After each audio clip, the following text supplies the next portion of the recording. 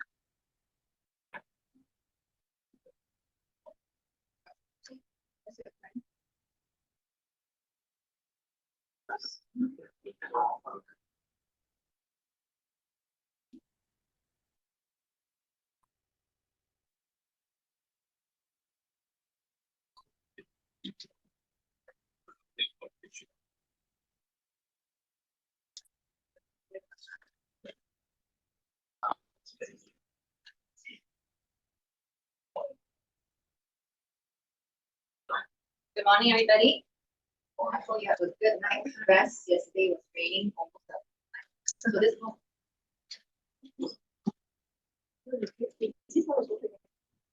So this morning we'll be talking about international business law and compliance, risk prevention and compliance management strategies. So we will have three attorneys from Lee and Bo Partnership: Dominic, Kai Xiang, and Qi Wang.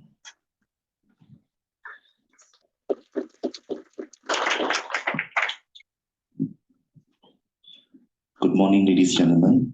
It is very nice to see all of you this morning. I'm Kai, one of your speakers today.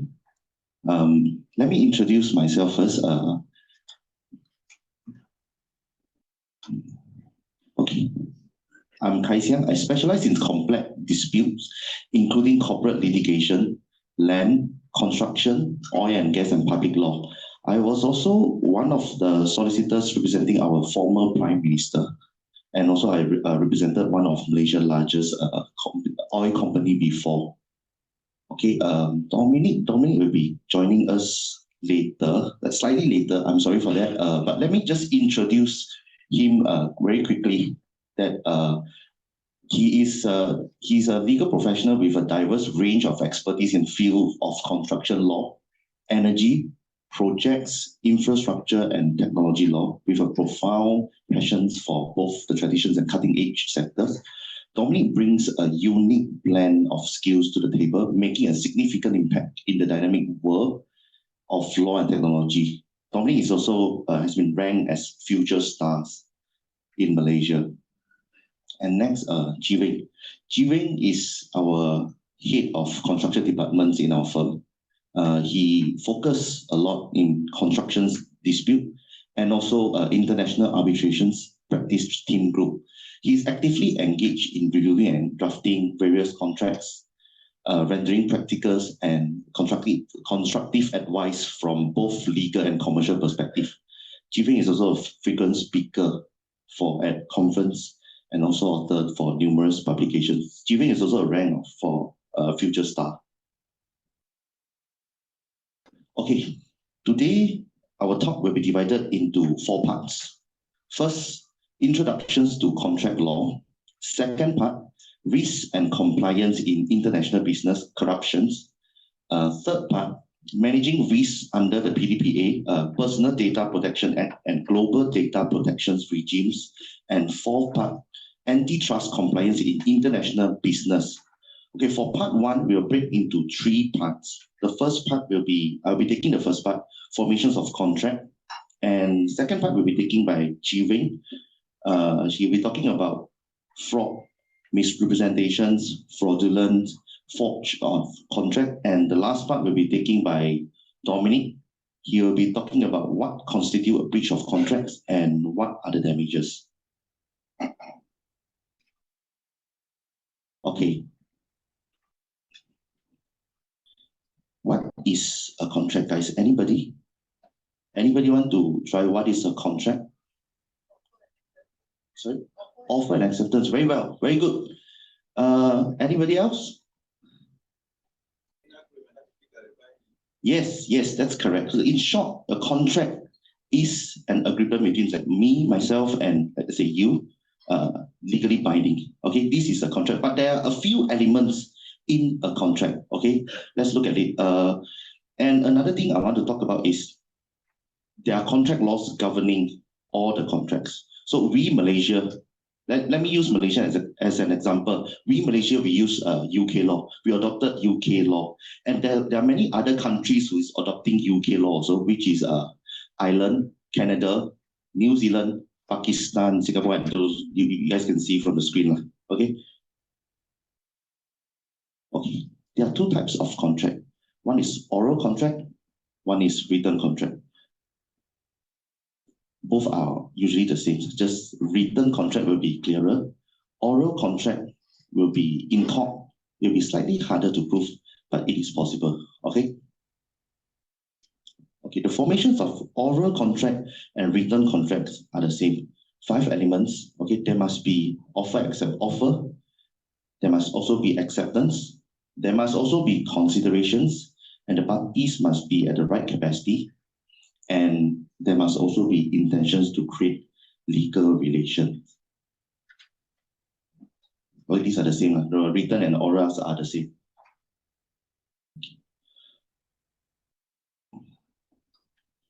What about part oral and part written? Can they form, let's say, for example, me and Jimmy, we contract, we enter into an agreement. We sign a written contract. But then, besides written contract, we also already agreed in some terms. Can the contract be binded together, or which will prevail? Anybody? Anybody want to try? Okay, this will fall under my later parts of the talk. Usually, if there's a written agreement, and the verbal agreements won't stand unless it is additional terms from the written contract. For example, I sell Jimmy a car. Okay, so inside the agreement is a sales of cars agreement. I sell Jimmy a car, and then apart from that, I already informed Jimmy that I will help Jimmy to modify the car exhaust. Okay, this is not stated inside the written agreement, and this is additional terms, and it will be validly binding between me and Jimmy. Everybody understand that? Okay.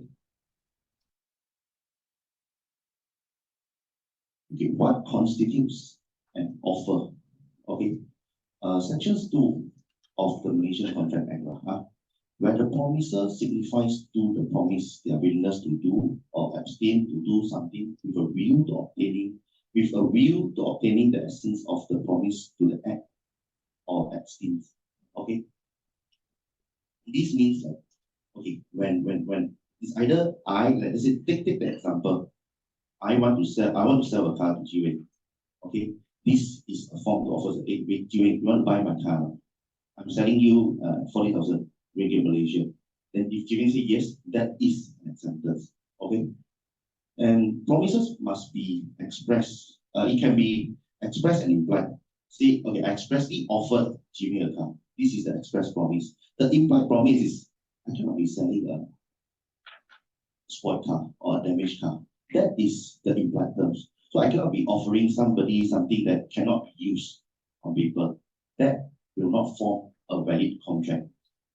Are you guys clear? Okay. And when you accept, it must be absolute. Say, take the example that Jimmy, I'm selling you this car for 40,000. Okay. If Jimmy said, the acceptance from Jimmy must be yes, okay, 40,000 due. It cannot be 40,000, a bit expensive. Can we do 35,000? This is not acceptance. This is called counter offer. And You cannot later say that, okay, you want to sell me for 40,000 and I accepted at 3,000. No, there is no acceptance here. Okay, so the acceptance must be absolute and unqualified. Okay, must be clear. So take the example, when I offer Jiwing sell my car, Jiwing must say yes, I accepted at this price. It's a price 40,000. This is called absolute acceptance. Okay. Another thing, acceptance can also be by conduct. Say, let me give you another example. I offer my services. Say, I deliver these 20 bottles of milk to Jiwing. Okay. Then Jiwing didn't say anything, but when I delivered the milk to his house, he just take it and drink it. That is another form of acceptance as well. You guys clear? Okay. Consideration. What is consideration? Anyone? Consideration is a form of value. Say, the car. Then in return, Jiwing pays me money. Okay, it must be in the form of value. It cannot be I give Jiwing a car and in return I get. This is not a contract. This is a gift. Okay, so it will not be a valid binding contract, and you cannot enforce this contract and say that, hey, you promised to give me the car and I give you nothing, so I want to enforce this contract. This cannot be the case. You can't enforce the contract like this. Okay, it must be both sides must give something to each other. Like for example, let's take the car example. I give Jiwing the car. Jiwing gives me 40,000. It must be an exchange in value. This is called consideration.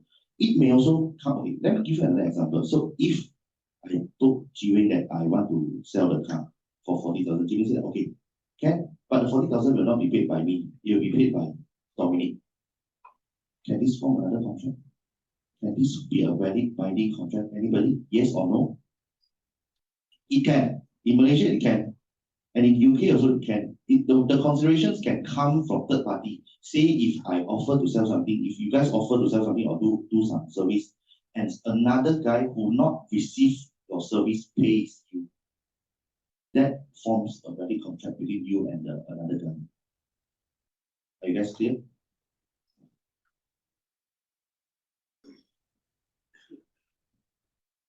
Agreement without considerations are void unless it is in writing and registered. Okay, so whatever things I said to Jiwing just now about the cars, everything, the value that he wants to pay me, 40,000, everything, it must be in writing.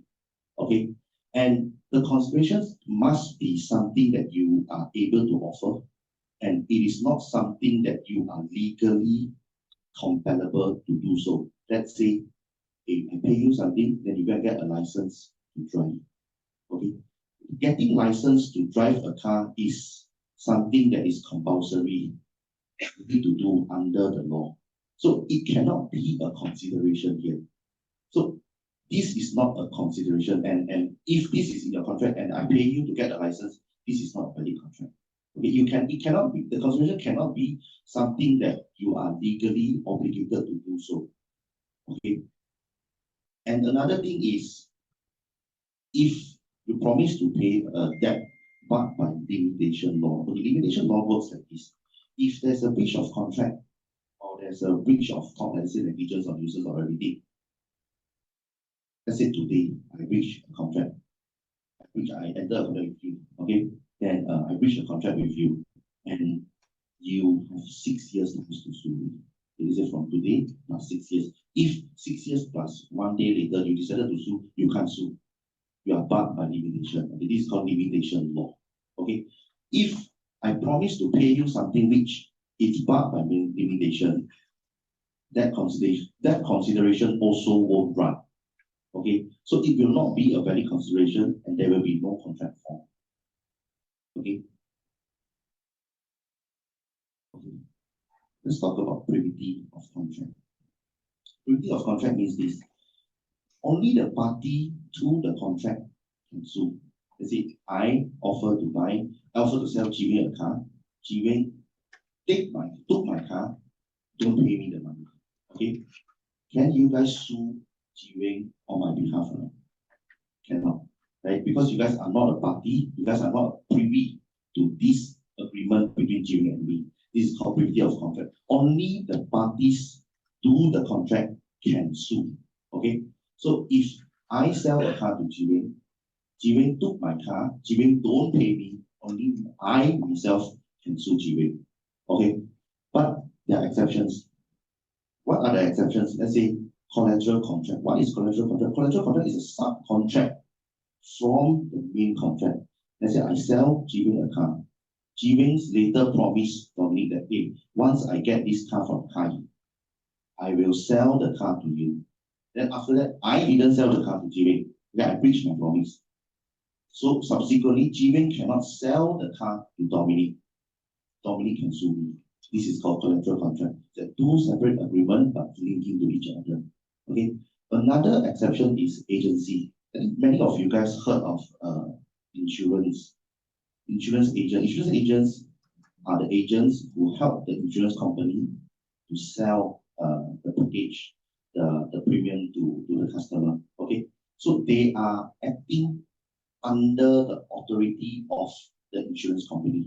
So if they acted something, they told you they misrepresented you something, say the terms is not in accordance to the insurance agreement, you guys can sue the insurance company straight away. Because he, as the agent, is authorized by the insurance to represent you a package and premiums for your insurance. Okay, these are the exceptions to privity of contract. So the general rule is, if you're not the party to the contract, you cannot sue. But if you falls under the exception where collateral contract and you're one of the agency, you can sue. Okay. Okay, let's do some case studies. Okay, these case studies involve a bit of equity. Equity means fairness. Equity means fairness. Means when the law is too rigid and the judge thinks that I want to help the victims, then the judge will use equity to help the victims. This is in short the explanation. So let's look at the facts of this case. Bestwick against Bestwick. Okay, an uncle transferred his business to his nephew. Okay, one of the terms of the contract is this: the contract requires the nephew to pay an annuity to the uncle for life and then continue payments to the uncle's wife after the uncle's death. Okay, then after the uncle's died, the nephew refused to pay the annuity to the aunt. So the widow sued the nephew for enforcement of contract. So let's go back to what I said just now, privity of contract. Can the widow sue? Anybody? Can the widow sue the nephew for the annuity based on law? Remember, privity of contract works, only the parties to the agreement can sue and be sued. So can the widow sue or not? Yes or no? Yes. Why yes? Sorry? But the widow is not a party.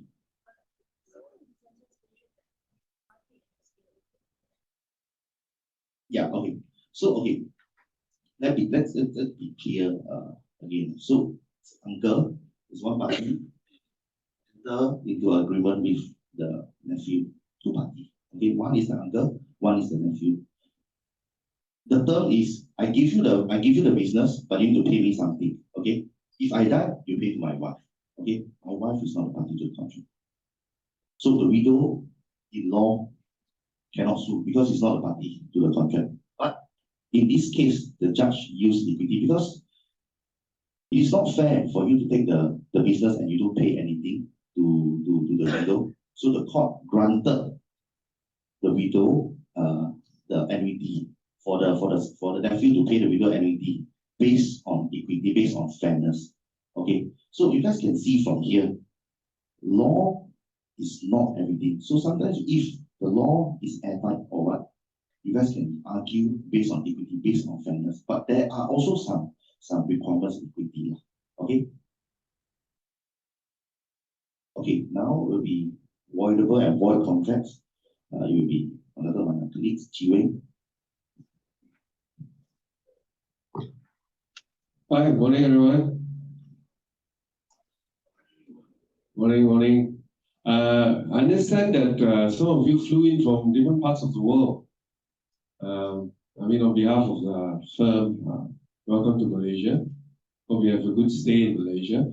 Can I just have a show of hand where everyone from? I understand you have someone from Singapore. Okay, hi, welcome. And Indonesia, welcome. Bangladesh as well, is it? Hi, welcome. And okay, I can't mention all the countries, otherwise it's going to take some time. Anyway, as I said, welcome. Now my part is on voidable and void contract. I'm going to share with you some of my real life example. As Kaisen had mentioned, I handle a lot of disputes, construction disputes, contract disputes, even strata management. So I've come across a lot of all these actual cases where this issue of voidable and void contracts have been raised. Before I even start, have anyone heard of voidable contracts and void contracts? Anyone have any rough idea what this is all about? No idea. Okay, but this is quite a common term, but of course it's a bit more legal. Essentially what it means is, even though you have signed a contract, right? Kaisang have explained just now how you form a contract. Sometimes even when contract is formed, you have signed it, but it can be challenged. It is deemed cancelled, deemed that it is not in existence. Even though you sign it, there will be situations in law that even though you have signed the contract, when you go to court, you try to enforce it, the court will say, this contract is not valid. So it is an interesting point. So it's good for everyone here to know in what circumstances this will happen, so that you avoid a situation where you have signed a contract and then you perform the contract, and then when you want to enforce it, right, you cannot do so. And one of the real life example I can share with everyone here is a case where we act for the subcontractor in the construction chain. Of course, you know you have the developer, main contractor, subcontractor, right? I act for the subcontractor. There is an amount owing by the main contractor. So my client suspended work, threatened to terminate because of non-payment, given them some time and the main contractor still cannot pay. So they terminated the contract. This is a project in Penang, Bayan Lepas, northern part of Malaysia. For those of you who have not been, I really recommend you going there. Good food, good people. Of course, I'm not from there, but I can vouch for it. Anyway, yeah, the project is in Penang, right? So there is amount owing, terminated. Then the developer come in and said, yes, my main contractor is not performing. I've been paying them, they have not been paying you. So I have also terminated the main contractor. But I want you, the subcontractor, to continue with me. Please continue with me. I'll guarantee I'll pay you what the main contractor owed you. In fact, the director of the company, of the developer, issue a personal guarantee. They issue a personal guarantee to say, don't worry, you continue with me, I will pay you what has been owed previously, and I will also pay you for the new works that you have done. Very common. I think for those of you who have been in construction industry, I think these are quite common, right? Having the subcontractor replace the main contractor. So my client took the personal guarantee and continued on with the work. Later on, of course, payment still didn't come. We sue the developer and the director as well under the personal guarantee. Now, one of the defense that was raised by this director is the defense of duress and coercion, which I'm going to cover. Is one of the situations in which it can render a contract voidable. What is duress and coercion? The director is trying to say that she's been forced to sign a contract. Now, later I'll go through what are the elements, how, and all those. But the point is, these are real, actual scenario that applies to construction, right? Which is very common. Okay. Now, like I said, okay, before that, maybe you ask me, what is the difference between voidable and void, right? Essentially, it's void. For voidable means you have an option to cancel the contract. Doesn't mean that it is non-existent. It is still binding, but you have an option whether you want to render it void. Void, on the other hand, is considered as if it's never existed. This one I will go through later. For example, when you mistaken some subject matter, the contract actually, even though you sign, is not in existence. Voidable is where it is there, you have an option to treat it as not that. Okay, so in Malaysia and in fact in various other countries as well, you are typically common law country. Singapore, of course, UK, India, even Cambodia, we recognize the principle of voidable contract, right? And of course, in Malaysia, you have the Contracts Act. There's four situations in which a contract can be rendered voidable: coercion, undue influence, fraud, and misrepresentation. I'm going to start off with coercion, then with undue influence. These are the definition. The Malaysian ways of defining it. Of course, different countries may have different definition, but the spirit is the same. I think the meaning will be more or less the same. If I may be able to allow to explain to you, coercion is when someone threatens you something, maybe illegal, and forces you to enter into a contract, right? A simple example is a guy coming here with a gun, pointing to your head, say, sign this contract, or award me this contract. If not, I'm going to pull the trigger, right? That is a clear-cut case of coercion. You're being forced. Why such is the case is because the court recognized there's no consent, right? Of course, part of the elements is you need to have consent as well. You willingly want to enter into this contract. When someone come and point a gun at you and say, award me this contract, if not, I'm going to pull the trigger, there's no actual consent. You didn't consent to it willingly. So court recognizes this and said such contract is voidable. You cannot enforce it, right? But do take note that it doesn't have to be physical. It doesn't have to be violence. People think coercion, it means you have to take a knife, a gun, and you threaten. It doesn't have to be. It can be verbal as well. They can come and say, award me this contract. If not, I'm going to threaten your family. I'm going to harm your family. It doesn't have to even be you, right? It can be your family member. It can be your company. It can be a lot of things. So that can amount to a coercion as well.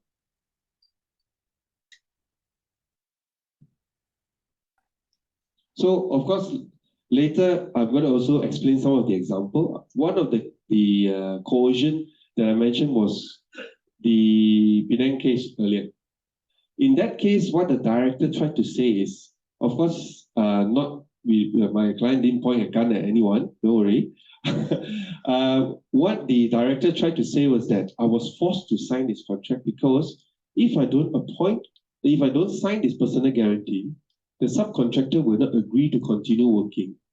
And if they do not agree to continue working with me, the project will not complete. If the project do not complete, I will have to pay LAD to the purchasers. So I am forced. Okay, it's an indirect way of being forced, of course, right? It's what you call economic duress. It's not an actual threat to your livelihood or to anything. It's more on I'm being forced economically. Because if I don't finish the project, I'm exposed to LAD. And therefore, since the subcon says he will only continue with me if I give this personal guarantee, I've got no choice. I have to give this personal guarantee. Okay? Yes. Yes, just feel free to ask any question at any time. Don't feel bad for interrupting. Yes.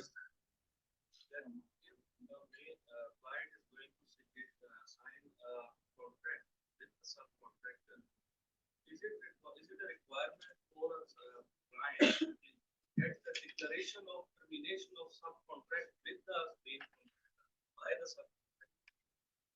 Is the requirement of?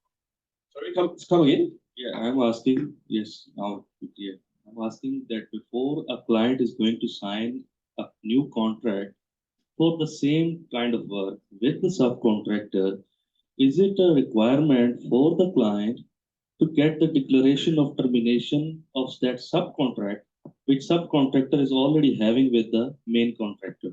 Otherwise, I believe that the main contractor will have a right to sue against that. He is the main contractor. He has the he reserves the right to the construction, right? Yep. Very good question. And now, in my situation, because the client have terminated the main contractor, so of course, logically speaking, when you terminate the main contractor, the contract between the main contractor and the subcontractor is actually, you can't perform anymore, right? Because if I got rid of the main guy, the sub guy got nothing to do because you are parked under the main guy. Of course, a good prudent practice will be for the employer to get a confirmation that the contract has been terminated. Right. Yeah, got it, sir. But if a client is going to terminate the contract, definitely he has to issue Yes. termination of the contract within the 7 days or 2 weeks. And after a first notice that if the contractor is not going to respond it, the termination directly will affect after 2 weeks. Yes, as per the FIDIC. Yeah. But if a contractor goes in the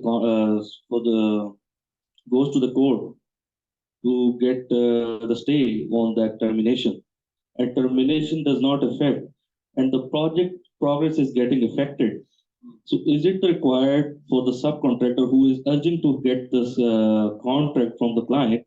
Is it required from the subcontractor to go to the court and declare the case for the termination of the contract with the subcontractor? And meanwhile, if the contractor and employer is still in the litigation or arbitration in the court, and the declaration of the subcontract has been done, so the client can sign the contract with the subcontractor or not.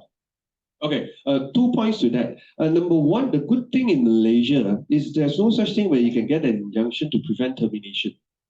Once you terminate the contract, you terminate the contract. In fact, there's a case on point, if I'm not mistaken, the case of Fajar Menyinsing, where similar, it was terminated.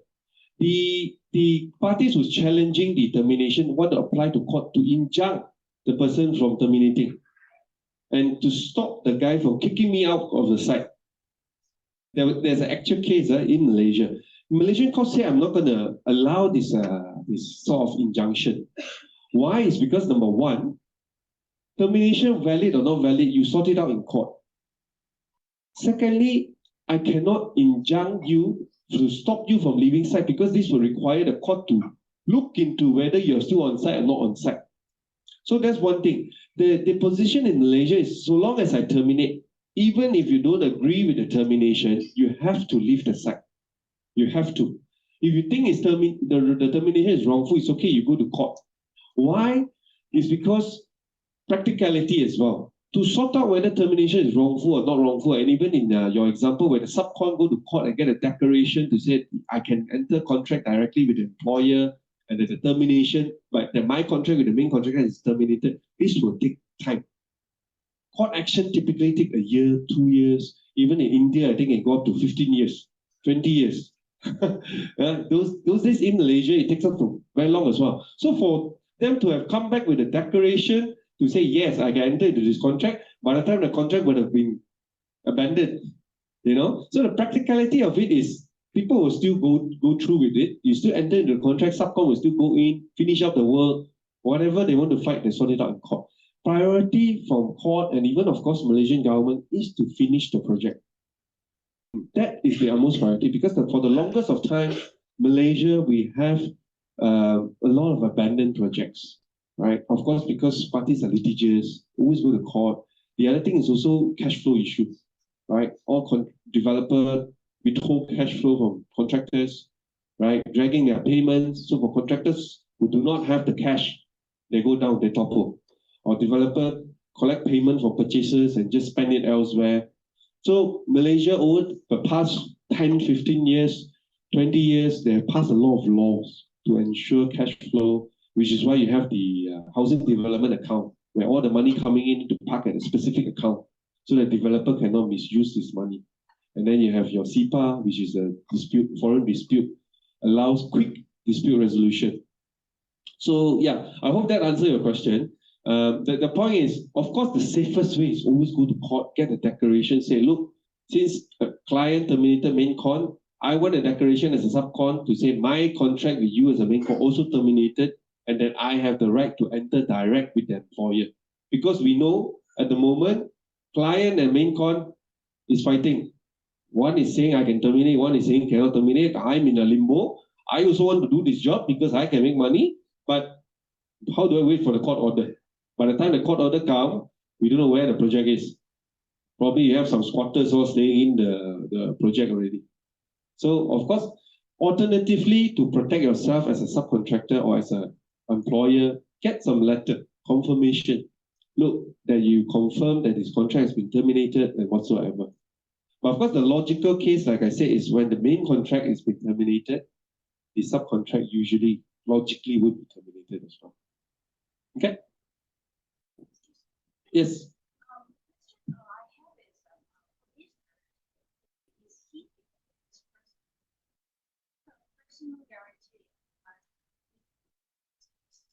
Yes, personal guarantee, so long as you meet the requirement that Kai Sang just said. Is there an offer? Is there an acceptance? Is there consideration? Because personal guarantee ultimately is also a form of contract between the director personally with the subcontractor. So long as you have those elements, you can enforce it. Of course, there's an element of past consideration. Why? It's because in this case, the guarantor is guaranteeing something that I've done in the past. Because something the main con owe me, right? Something that I did for the main contractor. So, of course, you need to then, in Malaysia, we recognize past consideration. But at the same time, in this case, I have, as a subcontractor, I offer consideration as well, which is me continuing with the project. That itself is my form of consideration. I wouldn't have continued with this project if not for your personal guarantee.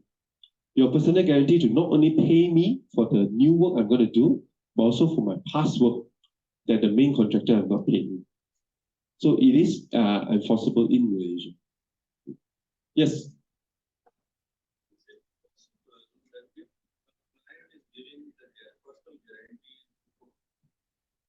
To award this work to the subcontractor, a main contractor cannot challenge that it would be a conflict of interest from the side of client.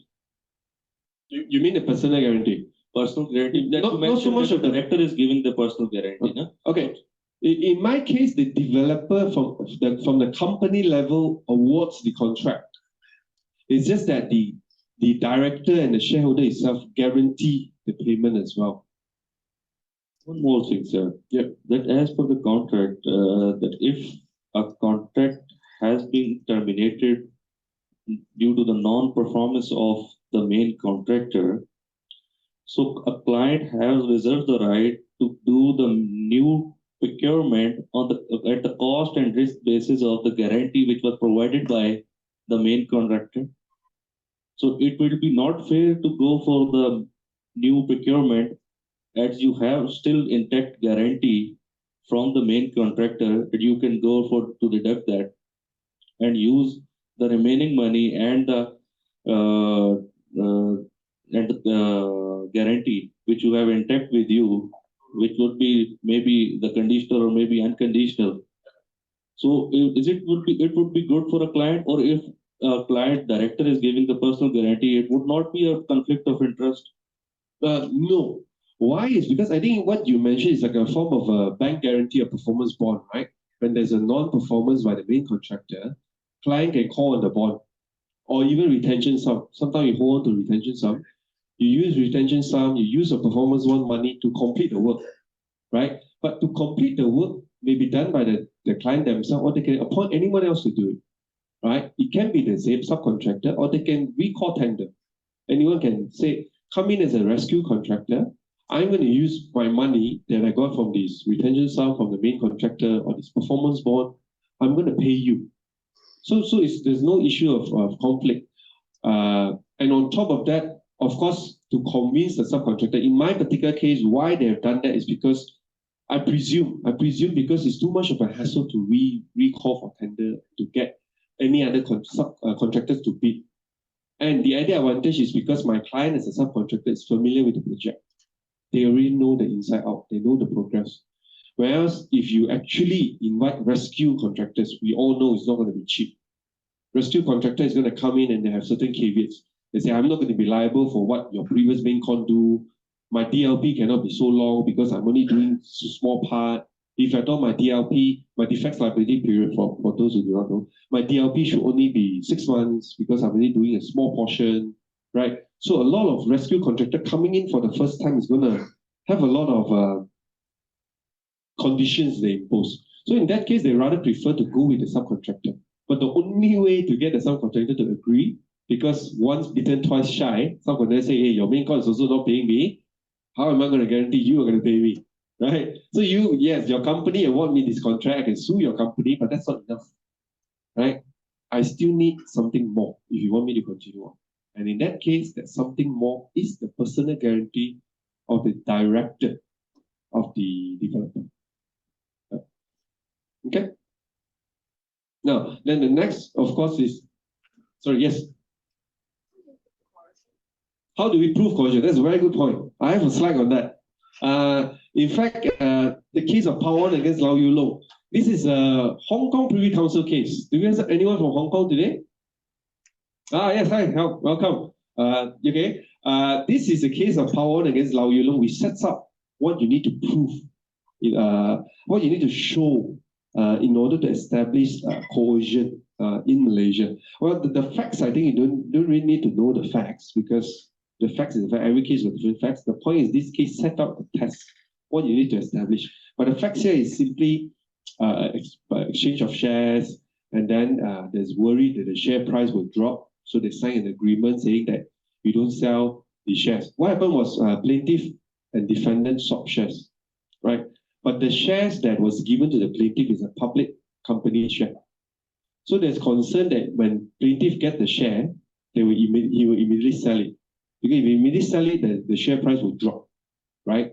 So that's what you call dumping, right? So the defendant wanted to prevent this, because the defendant didn't sell all his shares. They didn't swap the entire shares. They swap about maybe 60% to the plaintiff. So the plaintiff got 60% of the shares from the defendant, but there's an agreement, don't sell it first, or don't sell everything one go.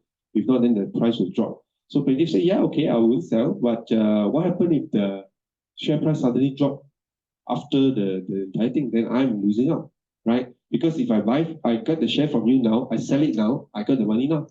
But now you're asking me to hold on for 6 months or 1 year, don't sell. So hold on to it. If come 6 months or 1 year, what if the share price then drop? It's a bit unfair to me. So they want the plaintiff want to sign a separate agreement, which says that I can agree not to sell for 6 months, but after 6 months, if it drops, or it doesn't say whether if it drops, after 6 months, the defendant has the option to buy back the shares from me at a fixed price, right? So this is to protect myself, because in case 6 months later it dropped, I will ask the defendant to buy me under the agreed price. So they sign this contract. Then later on, the plaintiff realized, this deal a bit unfair to me, because what if the price go up? If I hold on to it for 6 months, the price don't drop, the price went up, defendant will say, no, I still buy back from you the same price. So plaintiff is like, this is like wrong deal. So he said, no, I don't want this deal anymore. You sign another deal with me. I don't want this buyback anymore already. I just want indemnity. That if the share price drop, you pay me the difference. They signed. So the defendant got no choice, he signed it. Then share price really dropped.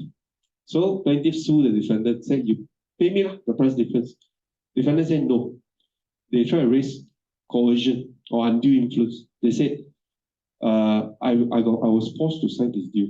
Why? Because you told me that if I don't sign the second deal, you're not going to go through with the entire swap. So I was forced. So this is the facts. Of course, you have different cases. Even my case, in different coercion. The point that was made in this case, of course, this is the finding. The point that was made is on the left side. How do you establish whether there's coercion? Number one, whether the person alleged to have coerced protested, whether you have complained. When I said this, right, when I give you a threat, did you complain or not? Right? Two, whether there's any alternative cause open to him at the time coercion happened. Do you have option? You can choose not to sign. Can you choose to sue me? Can you have any other option? Right? Third one, whether he was independently advised. If, when you sign this contract, you have lawyers who have read through the agreement, both sides have lawyers, chances are hard to say you've been coerced or forced to sign this contract. Because the presumption is that when you have lawyers on board, your lawyer will explain to you the implication, right? And you would have told your lawyer, hey, he said this and he forced me to sign. Can that's a presumption, right? And the fourth thing is whether the person took steps to avoid it after entering the contract. Means you say you got no choice at that time because you're being forced, right? So you signed it. So after that, what did you do? If you still went ahead and performed, and you still want to say, hey, you also comply with the contract, then chances are the court will say, actually, you willingly consented to this agreement. If not, why after you sign, you still insist for it to be performed? Correct or not? So these are the few things. Of course, when you have a more threat, more legit threat, because the threat that I have mentioned, those is more your, what you call economic duress. Means you're being forced economically or financially, you're financially weak, you got no choice but to sign. But sometimes it's more than that. Sometimes it's actual threat. Saying, hey, if you don't accept this deal, I'm not going to award you contract in the future. Or if you don't do this deal, I'm going to terminate your previous deal, right? Or there's a threat to say, I'm going to threaten your family. What you can do in those cases, you can lodge a police report. Right? In Malaysia, there have been cases which recognize the principle of duress and coercion, but it very much depends on what you do after the contract was signed. In most cases, one of the cases I can remember where this guy went and owed money to someone, and then they meet up, and when they meet up, there were a bunch of big fellas sitting with them together, sitting down there, and they were in a coffee shop saying that, hey, you owe me this money, now I want you to pay me more. So you signed the settlement agreement agreeing to pay me more. So the debtor has got no choice, he signed it, but immediately after that, he lodged a police report. He said, I feel that my safety is being threatened and I'm being forced to sign an agreement that I did not agree with. So those are the things that court will look at. Of course, it's not easy to establish because the law is in your mind. How do you prove your state of mind? You can't. The proof of mind is within you. So what the court can see is these four things, right? That's the only thing that the court can infer what was your state of mind. If you have lawyer advising you, right, then of course, you in a way, you willingly consent. If you have option, you didn't have to sign, you got other stuff, right? So those are the considerations. I hope that answered the question in a way. Okay, going back to, so that's coercion. And then of course, next you have undue influence. Similar to coercion, but this may not necessarily be a threat. It may be influence. Influence of someone who is in position of trust or in position of power, right? A simple example, you are, for example, you're elderly. Of course, I don't see many elderly here. You're taken care by your nieces or nephew who is very young. And you take your niece and nephew took care of you for many years. And then one day she just come and say, hey, auntie, uncle, you transfer to me your house. I've taken care of you. You transfer to me.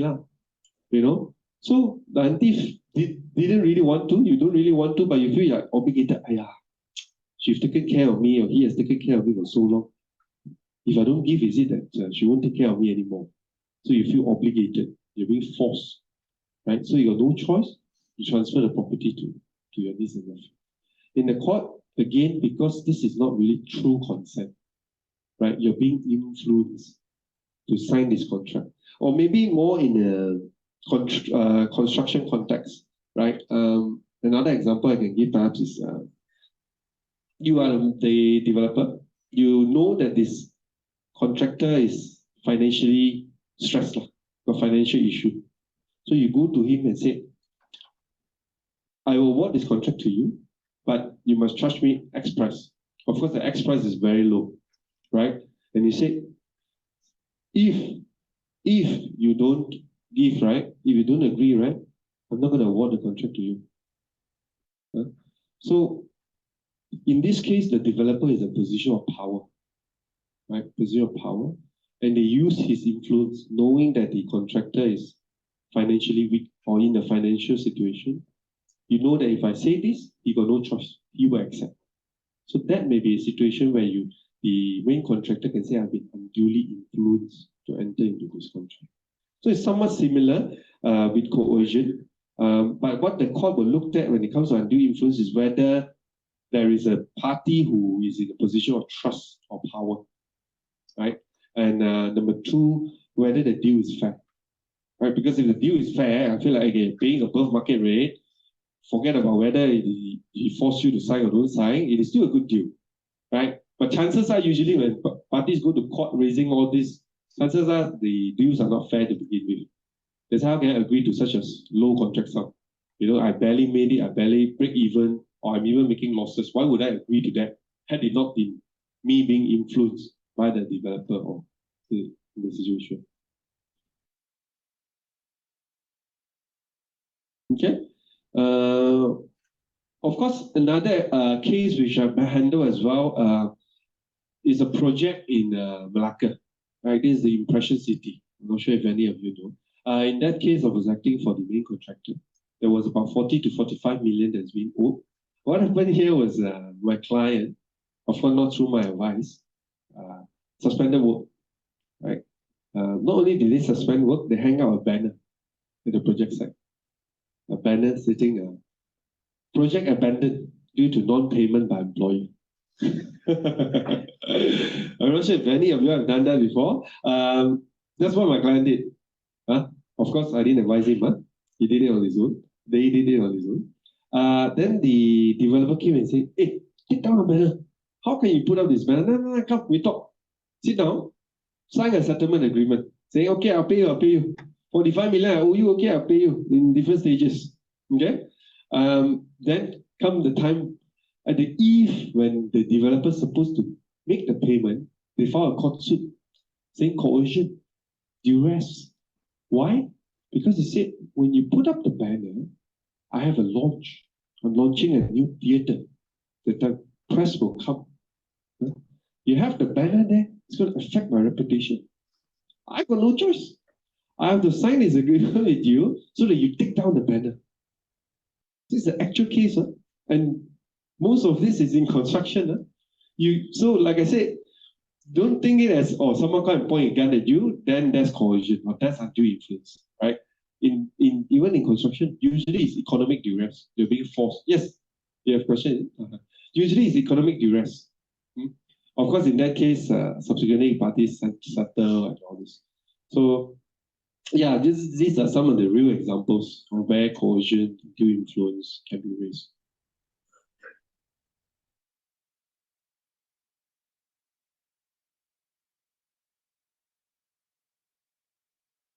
Okay, now moving on to fraud. Of course, as I mentioned earlier, there's 4 situations where contract is voidable: undue influence, coercion, and now fraud. Fraud is essentially where you intentionally deceive someone. You lie. I think in legal term, you're lying in the legal term is where you call fraud, right? And how does it work, right? A simple example that I can give you is that a main contractor come to you saying that, don't worry, you want to do LRT3 project, you want to do LRT3, don't worry. My company have done this in many countries. I'm the one who built the train station, the train in China. I'm the one who built this in Indonesia. My company have 20 years of experience. That is what they told you. Then you award the contract to him, right?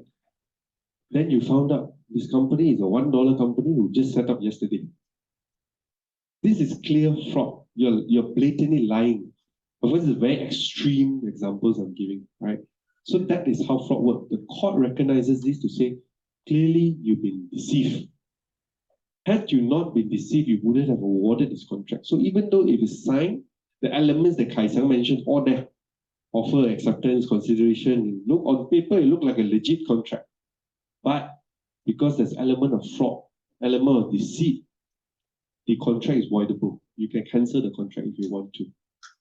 Okay? And what are the elements of fraud? Of course, number one, there have to be a false statement, right? And then 2, there must be intention to deceive, the state of mind as well. I deliberately want to say all this lie to you. And then reliance, you need to rely on it, right? So if I say all these things about LRT3 and all this, And you decided to award me this contract not because of my track record or my alleged experience, because I'm cheap. You award to me because I'm cheap. I have not considered whether you've done this and not done that or not. There's no reliance on on my lies. Even though it's a lie, but you didn't rely on it when you award to me. You award to me because I'm cheap, right? And then, of course, whether you suffer any damages, right, as a result of the deceit, what losses you have suffered, right? Those you can claim as well.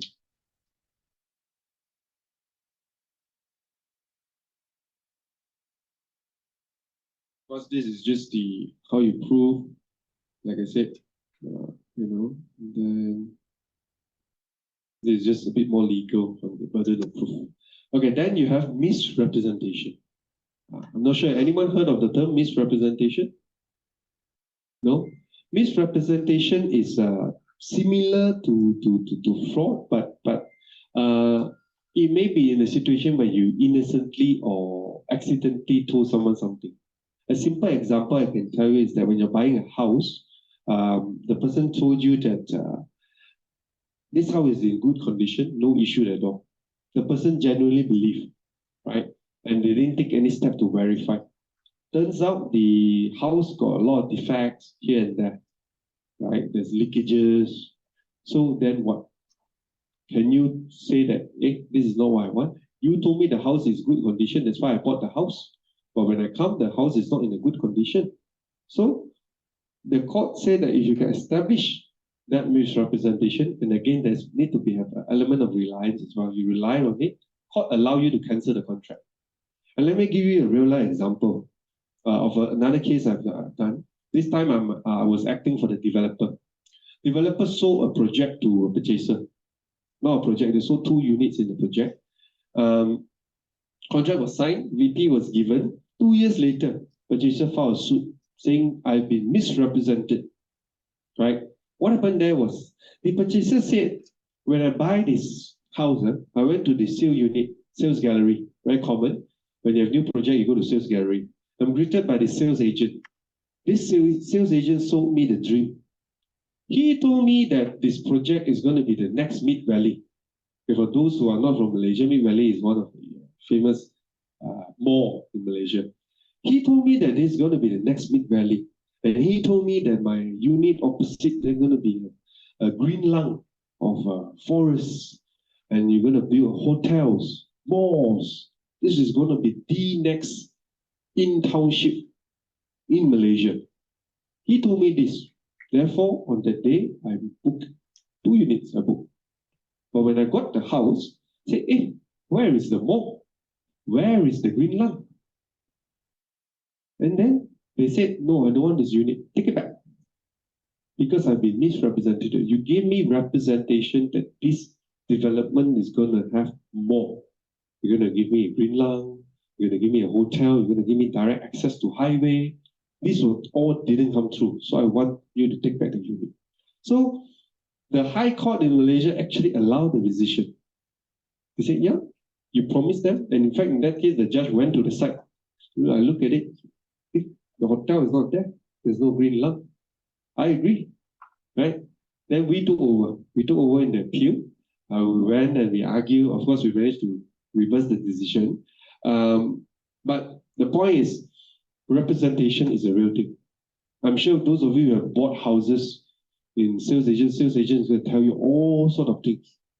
They're going to tell you, don't worry, I'm going to give you this discount, that discount. Once you buy this, we have a next phase development, this property price confirm increase. So you already make your money by buying this house. You'll be sold a dream, right? But if later on it turns out to be untrue, what can you do? Huh? So that's an example of misrepresentation. Yes.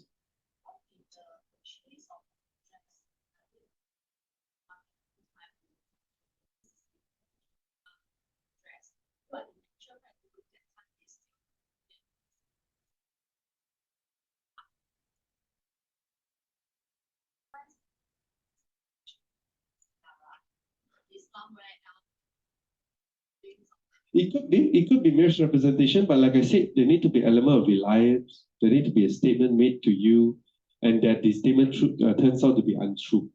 So the key question is, did you buy this because he told me it's Mont Kiara and said, I really want a house in Mont Kiara. He told me it's Mont Kiara, I bought it, and it wasn't in Mont Kiara.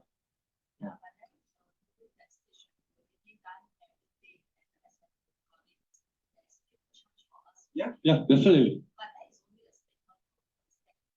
Yeah.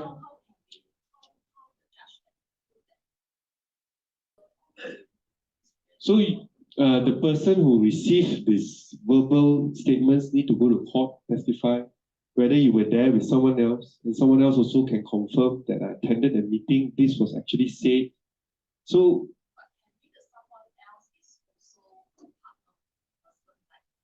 of course, yeah. Can. Of course, there will be issue of credibility and say, oh, of course, your husband and wife, you all sing the same song, right? That's the element of proof. But I'm not going to say you cannot go to court for this. You can. It's how you prove it is the question. Sometimes some people, they're smart enough, they have recording, right? Of course, I don't encourage you all to record. But sometimes you have recording, sometimes you have not just your husband and wife, maybe the auntie, uncle was there as well. If the meeting of 5 people, 4 of it is, even though it's your own guy, but they say, yes, this statement was made. Chances are, me as a court, as a judge, who do I buy? Right? And of course, I look at your demeanor when people ask you questions. This looks like a credible guy. Right? So it's a lot of circumstance surrounding this verbal. Because as Kai Xiang said, oral contract is also another challenge to prove as well. How do you prove oral contract? That is even worse, because to have a contract, you need to have terms. How do I know how much you're going to pay me? When you're going to pay me? What am I going to give you? When am I supposed to give you? That's another aspect altogether. But Malaysian law recognizes oral contract. It's how you prove it. What you need to show. The conduct, my WhatsApp messages. Hey, can we meet on this day? And then your case is that when we met on this day, he gave me an oral contract. Those are circumstantial evidence. And then he said, okay, then he agreed to pay me. And then I remember he went to IHB Bank nearby. I got a photo of him there. He produced this photo and said, yeah, he went to the bank to withdraw money. So if you have little evidence here and there corroborating your case that there's an oral contract or there's an oral representation, if the judge thinks you're not lying, the court will allow it. It's just that, of course, it's a bit more difficult. Of course, to prevent such a situation, which I always advise my clients, especially those in construction. Construction, very cowboy. Everything architect say do. This one do, correct, just go do. Then my client say, okay, I go do. They say, is this VU or not? Is this your scope or not? Why are you doing it? They say, yeah, but architect asked me to do. I go do lah. But nothing in writing. Later on, if you do something turn out to be wrong, employer come after you, say, why did you do this? You got nothing. You have to show. No, verbally, architect told me, verbally. Where is the proof? Again, like you describe, verbally, I think I check back my call, I check back my WhatsApp, I have to take all this information to show the client. Actually, architect asked me to do. But why risk it? So I always advise my client, no matter what it is, oral, after that, just drop something in writing. It can be WhatsApp, it can be letter, just to protect yourself. Why risk it? Correct. Okay?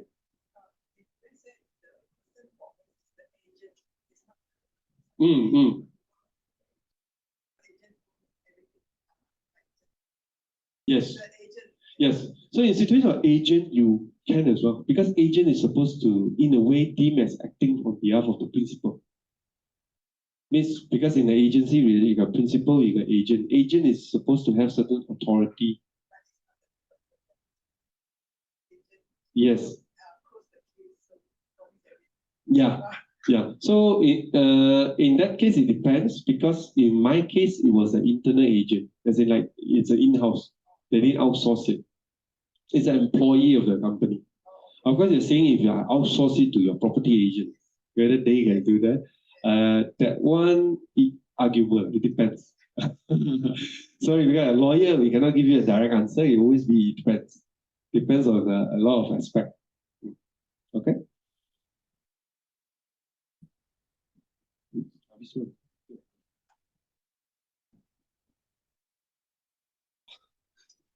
Okay.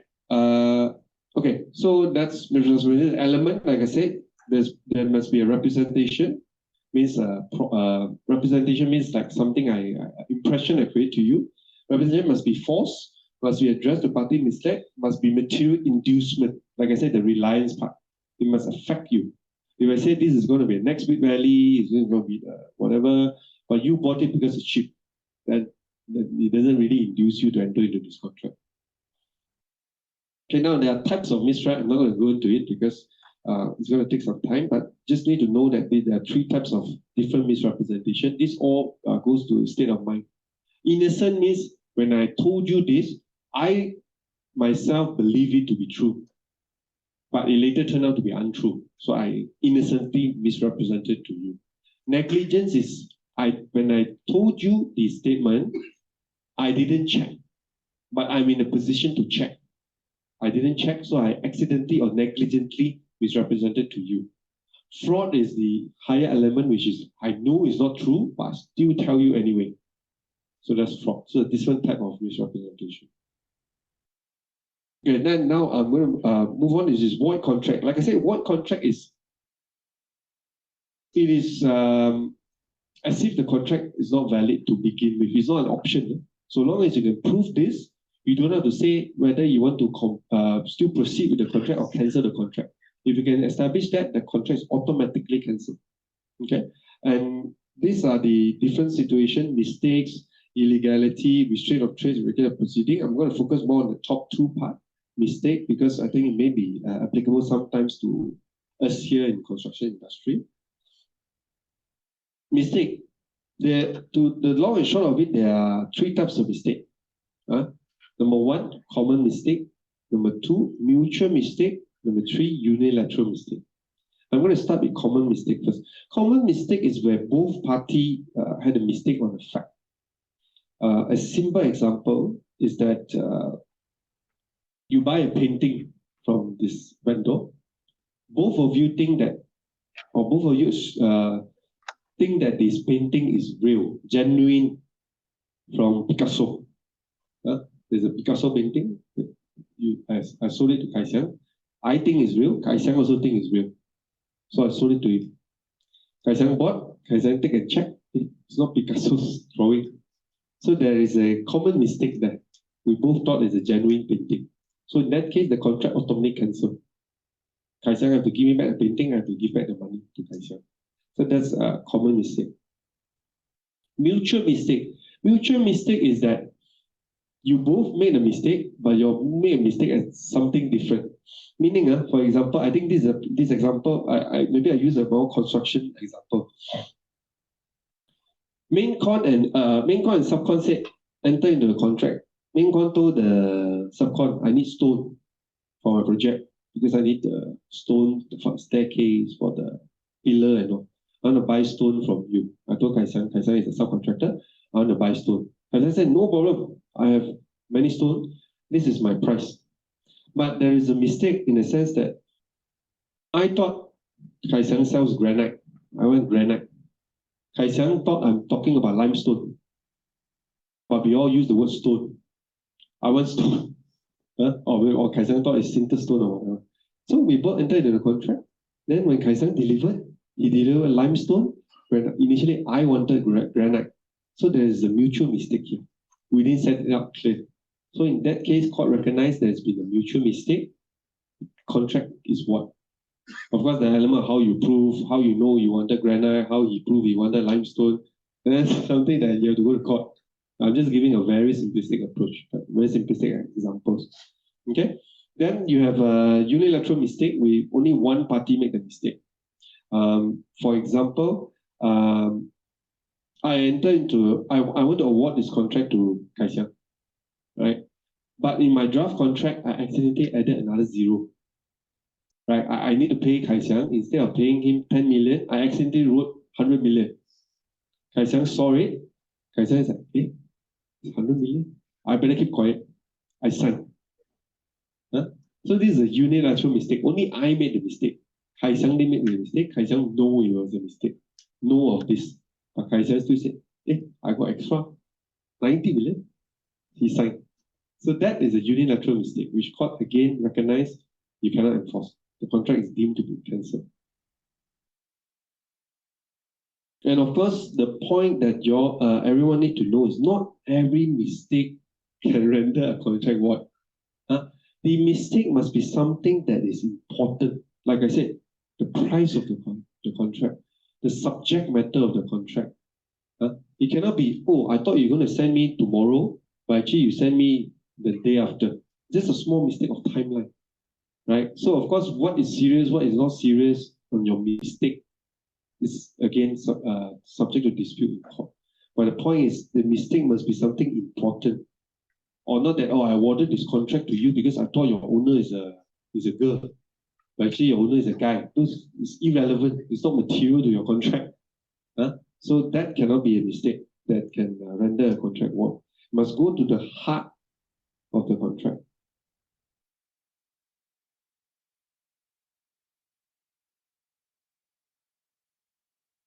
Okay, then going on to illegality. This is very simple.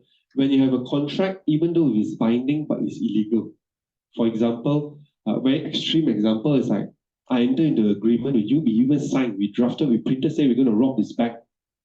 I'm going to rob this RHB bank, and then once we rob, we have to split 50-50. You drafted, print black and white. When we're going to do all the detail, when we split, all you sign. Then you went and rob the bank, you got the money. Then I don't want to split with you. I hold the money. Then you go to the court. Hey, hello. You robbed. You didn't pay me. He robbed me also. Can you enforce this? Because I cannot. The contract itself is illegal. You cannot. And of course, another example, which is the more common one, is money lending. In Malaysia, you cannot simply lend out money with interest, high interest. You cannot, unless you are a licensed money lender. So a lot of times, in Malaysia, you call ALO, money lender, unlicensed money lender. You enter in a contract, say, I'll lend you this money. In exchange, you have to pay me this amount with a high interest. So even if the debtor don't pay back, a lot of money lender go to court. They go to court and say, you're not licensed, right? So those are another example of the contract is illegal. But then you may be thinking, then what happened? He took my money. For in a situation of money lender, I lend money to Kai Xiang. I say, in exchange, you must pay me interest of 20% a month. And then Kai Xiang don't pay me back. Of course, I go to court. Say, Kai Xiang promised to pay me back my loan with the interest. Court will say, hey, Chewing, you are not licensed money lender. You are doing an illegal activity. So what? Does it mean that then Kai Xiang keep the money? No. There is still a remedy, fallback. The court said at least you return back parties to the initial position. Kai Xiang might at the very least give me back my principal, not the interest. Because you benefited from the contract. It cannot be, even though the contract is illegal, you cannot benefit from it. So the court sometimes will say, Kai Xiang, you should pay back the principal amount.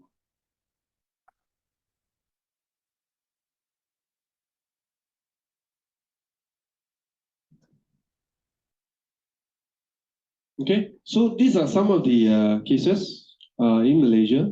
I'm not going to go through one by one, but it's very common as well, especially in the construction industry. First few is where you use an influence. You pay someone money. You want a project in the government, you pay the officer, you pay the manager. See, if I get this contract, I will pay you back some money. Very common. Of course, it's borderline corruption as well, which I think later on will be covered by Dom on anti-corruption and all this. So that contract on its own is illegal. It's premised on an illegal basis, based on corruption, bribery, and all this. So in those cases, a contract may be rendered void due to illegality as well.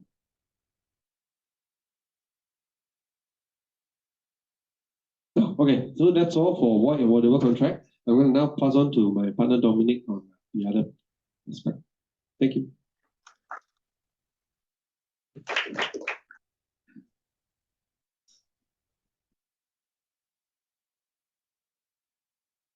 Hello, good morning, everyone. So my name is Dominic.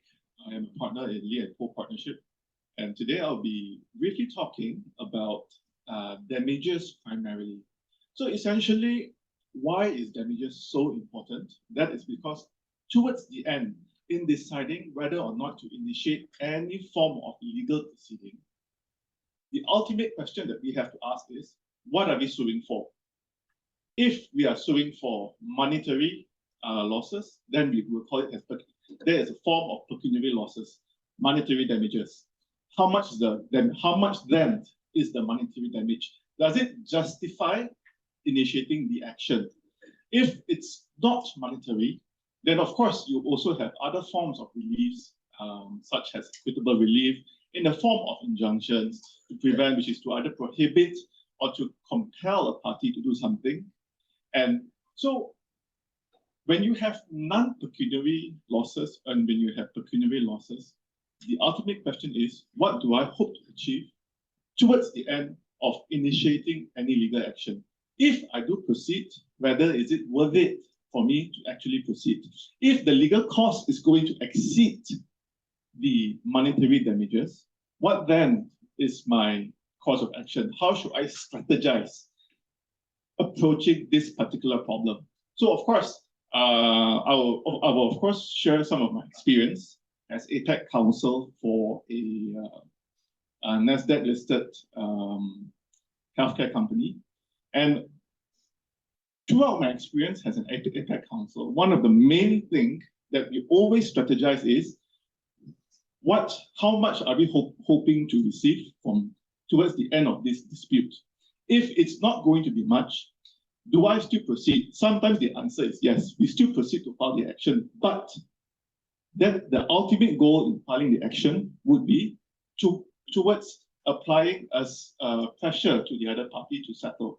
Not pressure in the sense as what has been described by Chi Wing, where the other party is forced or is able to argue that, that there is a coercion, there is duress, but more cordial in the sense that, okay, I'm filing this action, I'm not taking any drastic measures, save for the fact that this action has been filed in court. I'm not hanging any banners in any project site, but I'm filing this action, and I know that my rights, I am enforcing my rights, and I am entitled to my rights. I am correct in this dispute. So if you want to fight this case throughout the end, I'm willing to take it all the way. Both parties will suffer, or we can mediate, we can try to settle where we don't have to pay so much legal fees. So that is in the case where legal fees will actually exceed the damages that you are going to receive towards the end of the dispute. So another form of relief, let me just share. Yes, so we have damages, specific performance, and injunctions. So very briefly, I've been hearing a lot of questions in relation to construction contracts. So I will try to draw some analogy from reliefs that can be derived from particular breaches in the construction contract. So for example, specific performance. How is it relevant? Sometimes when you enter into a contract, for example, with a main contractor is supposed to give you possession of site. Main contractor is supposed to give you certain drawing, or the consultants are supposed to give you drawings. But none of this was provided to you, notwithstanding that the contract has been entered, the commencement date has already lapsed. So in that circumstance, what do? Of course, you have two options. You have the option to say that, look, I have not been given all these documents. It has been pending for 1 year already. I'm already suffering losses. I have my daily manpower, which is already on standby. I have my idling costs. So what do? Do I want to continue with the project? If the answer is I want to cut loss, then I will rescind the contract. I will claim reliance losses, which is the cost that I've incurred in reliance of your promise to perform the contract, yet there is refusal on your part to perform the contract. So that is one form of how a breach may occur and what sort of damages you may claim.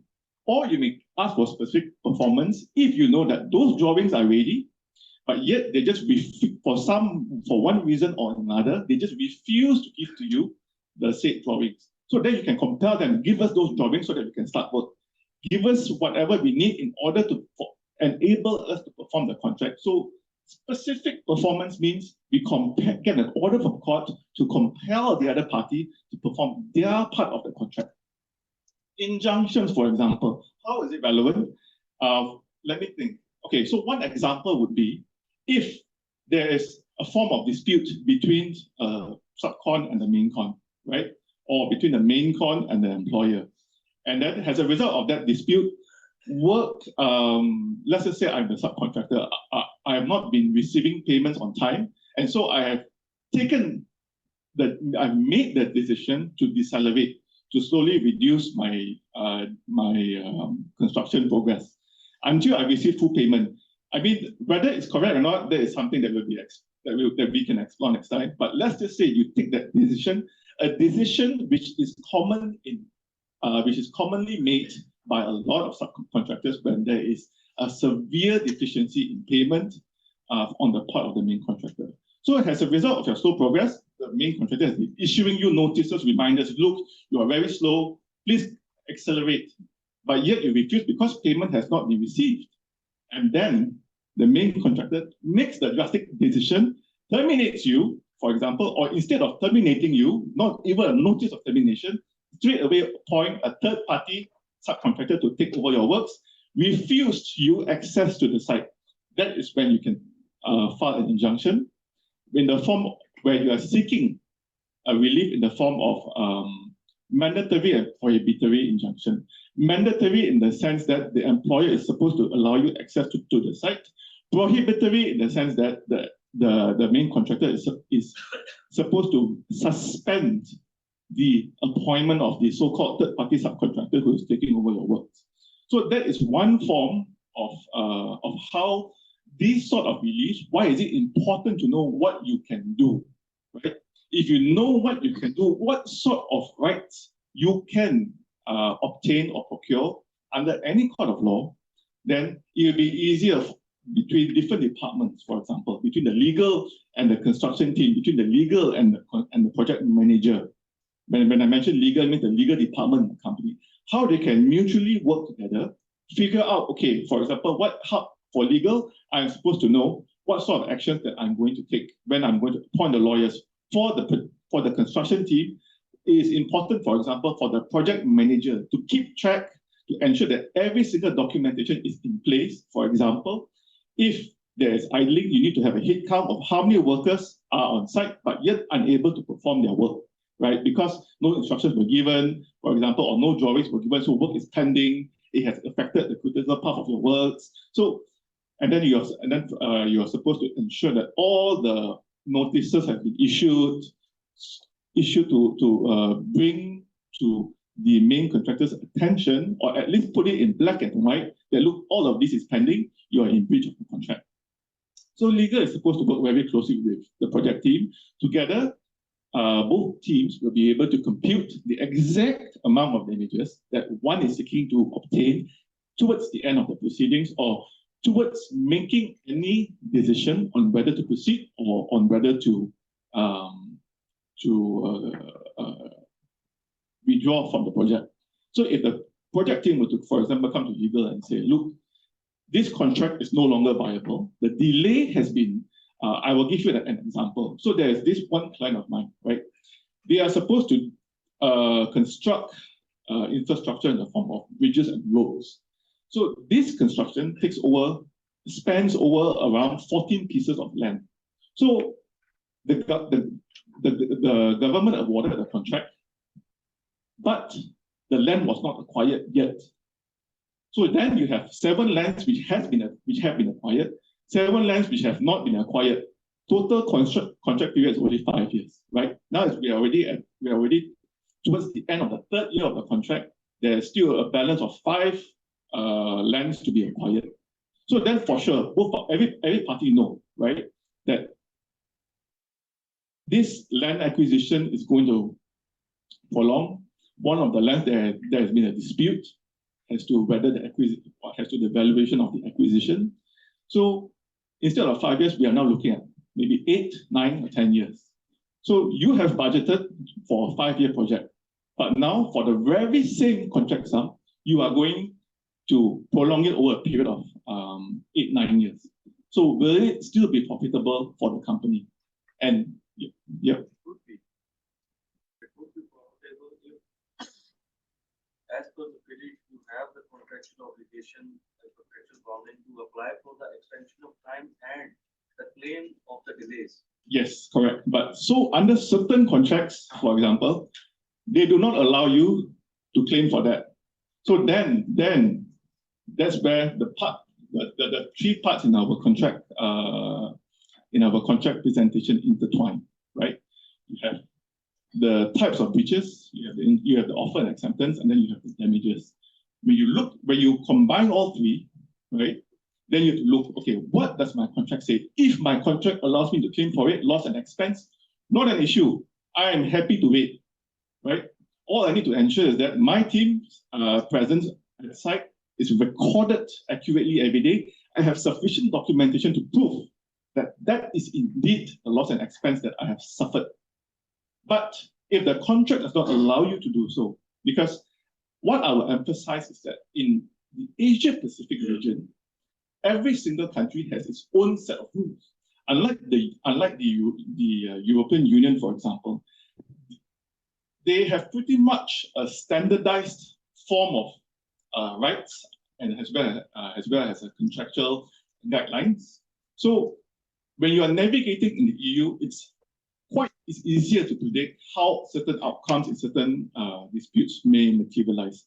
Whereas in Asia Pacific is more complex. It's definitely more complex. So, like for example, when I advise, okay, in terms of how are we going to do, because we have a client who is a manufacturer of healthcare machinery equipment as well as diagnostics platforms. So previously they have distributors, for example, and then now they want to go direct into each country within Asia Pacific. But every single country in Asia Pacific has its own set of laws. So, for example, let me just give you an example. In Indonesia, for example, you cannot go in as a foreign entity and tender for government projects. You need to, at the very least, form a joint venture company with a local partner. So, because of this variance across different APEC countries, yes, I do hear you. If the contract allows for it, not an issue. Let us proceed. But if the contract does not allow for it, then you have to do your cost-benefit analysis. Whether if the project is delayed, am I then allowed to then am I able to mitigate my damages by allocating a number of manpower to a different project until this project starts? I shift them back here, then I hire another batch to support that project. So then these are all the types of consideration that you have to make commercial considerations. And if it is not viable, that's when you decide, okay, I'm done, I want to terminate, right? I want to terminate this contract, I'm going to sue you for reliance losses. So I was promised, for example, to be given site possession on this date. I was not given. So I've incurred this amount of losses as a result of your delay, and that's why I'm suing. So this is one example as to why damages is so important for the purposes of determining the outcome of any dispute and whether to proceed with any decision to pursue any dispute. So, like what I've stated here, when there's a breach of contract, you have a right to affirm or terminate, especially when there's repudiation, meaning to say a party refuses to perform their part of the contract, right? So you can accept that parties' refusal to perform and accept the termination, and then subsequently sue for losses as a result of that refusal. Rescission is when you terminate the contract and then both parties are, where the contract is then rendered void, and then both parties are then put back or restored back to their original position, to their status quo, for example. So one circumstance where rescission might also be, I think Jimmy has explained, when there's a mutual mistake, right? So I do not want to pay for limestone, and because I wanted granite. So both parties, and I thought the other party, the supplier, thought you wanted limestone.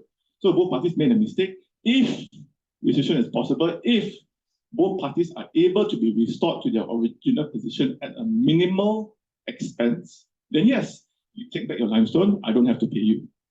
So that is one form of how rescission is relevant. So one thing that I must state is that rescission would be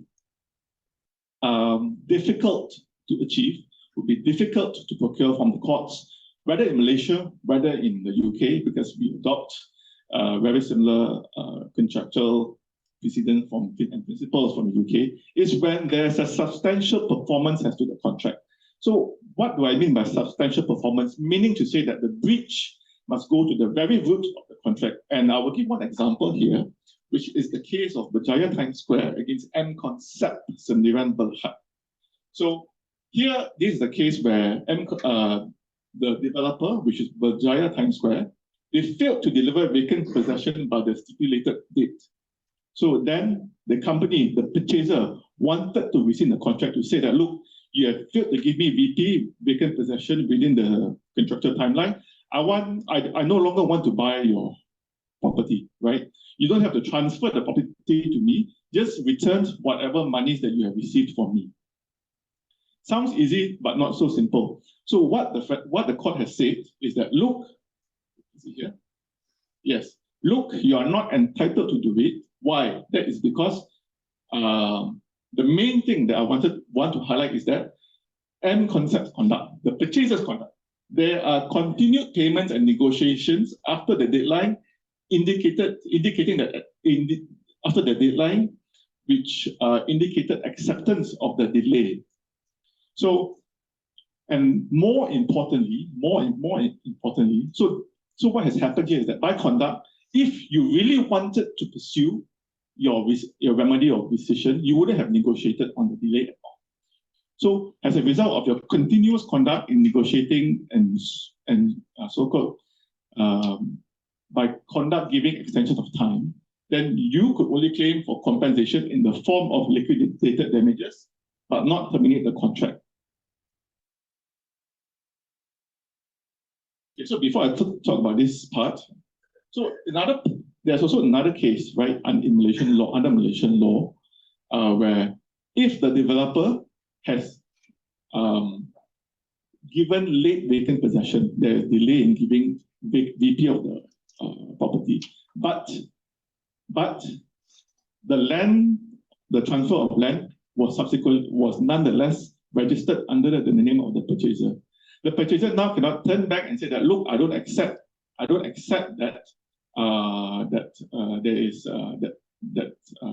don't accept the registration of the property under my name. I want to rescind. So under Malaysian laws and under Singaporean laws as well, if the property has been registered under your name, that on its own is considered as substantial performance of the project on the part of the developer.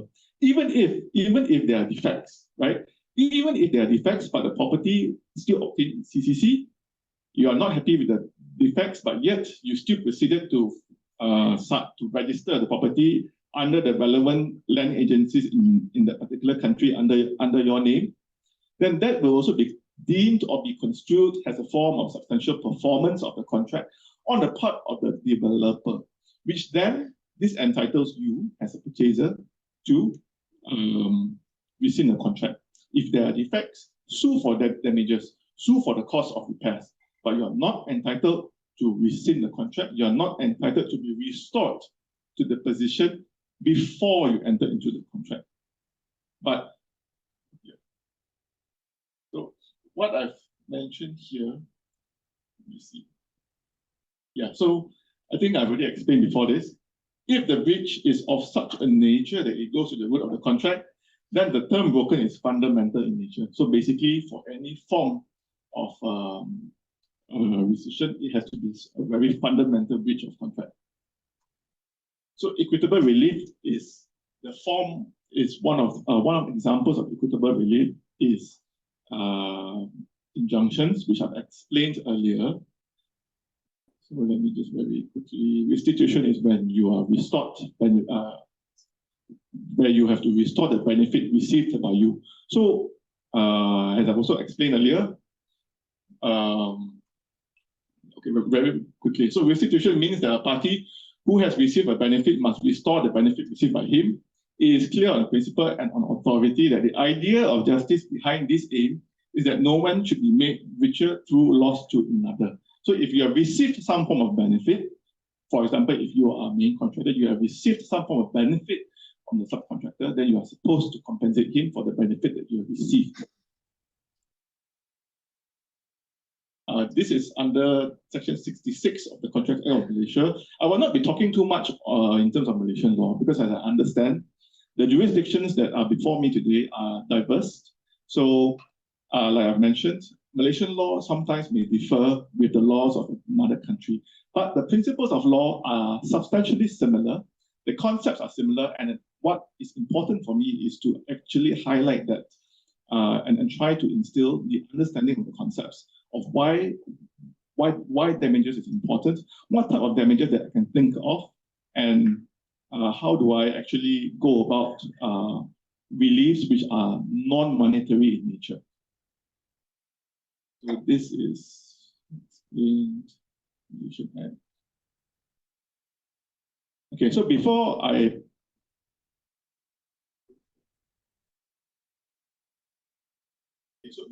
end my talk on the part of damages, maybe I can extend the floor to anybody who has any questions.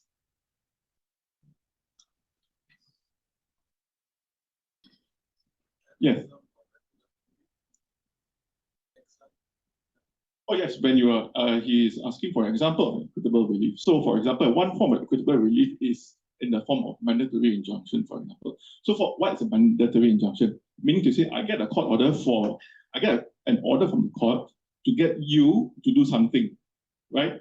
So let's just say you are supposed to deliver 600 tons of cement, but yet you refuse to do so, even though I've already paid you, right? I can get a court order I can get a court order to actually compel you to deliver the supply to site, pending the resolution of any dispute that I may have between you and me. So what is the reason of the dispute? So many forms of variation, so many forms so there are so many types of dispute that may arise, but at the very least, I want to preserve something. Another example would be, let's just say you are a tenant. You are the landlord, I am the tenant. You have tried to terminate me. You are trying to kick me out of the property, right? And then I refuse to leave. As a result, what you have done to try to coerce me to leave is that you have disconnected the utilities to the premises. I can get a court order. I can sue you in court, number one. And while that suit is still being fought in court, from the very beginning, I can get an injunction to compel you to reconnect the electricity until that dispute is resolved. Yeah, so that is a form of equitable relief in the form of a mandatory injunction. Prohibitory injunction is when, for example, I know that you have sent me a letter that you are going to disconnect the utilities in 2 weeks' time. Within that 2 weeks, for example, I will file an injunction in court to prevent you from disconnecting the utilities. That is if you can foresee that you are going to take an active step towards denying my rights. Another example in the context of construction would be in the form of performance bond injunctions. I know that you want to call the performance bond, so as a result, I file an injunction against you to restrain you from calling the performance bond. So that is one example in the context of construction.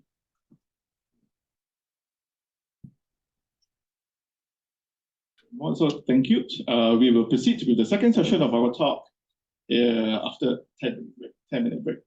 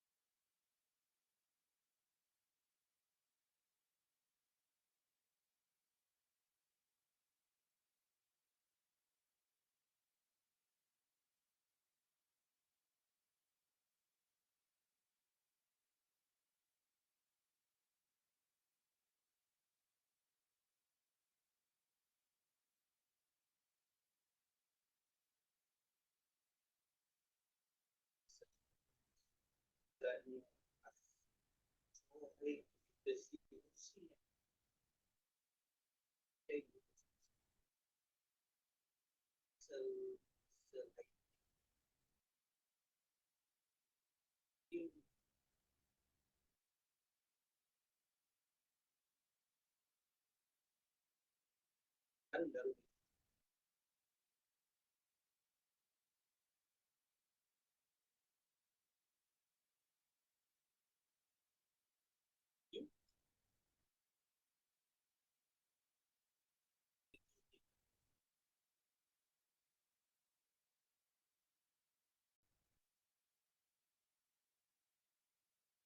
hello.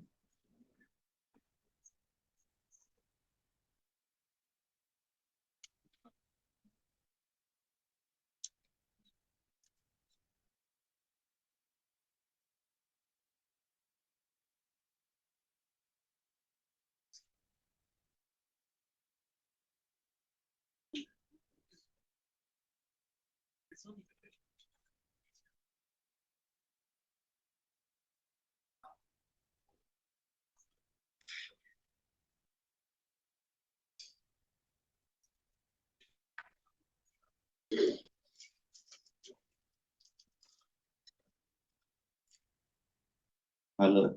Hi, ladies and gentlemen. Welcome back. Okay, now we are in part two of our trainings, risk and compliance in international business corruption. Why? This is where everybody to come in first.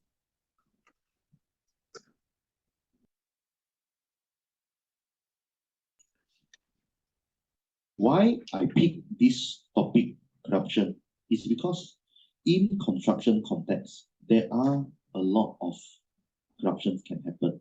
Let me give you an example. Imagine there's a piece of land, okay, especially in Malaysia, we are developing country. We are not fully developed yet. So there are many constructions projects ongoing. So imagine that follow me through this scenario. So imagine me and another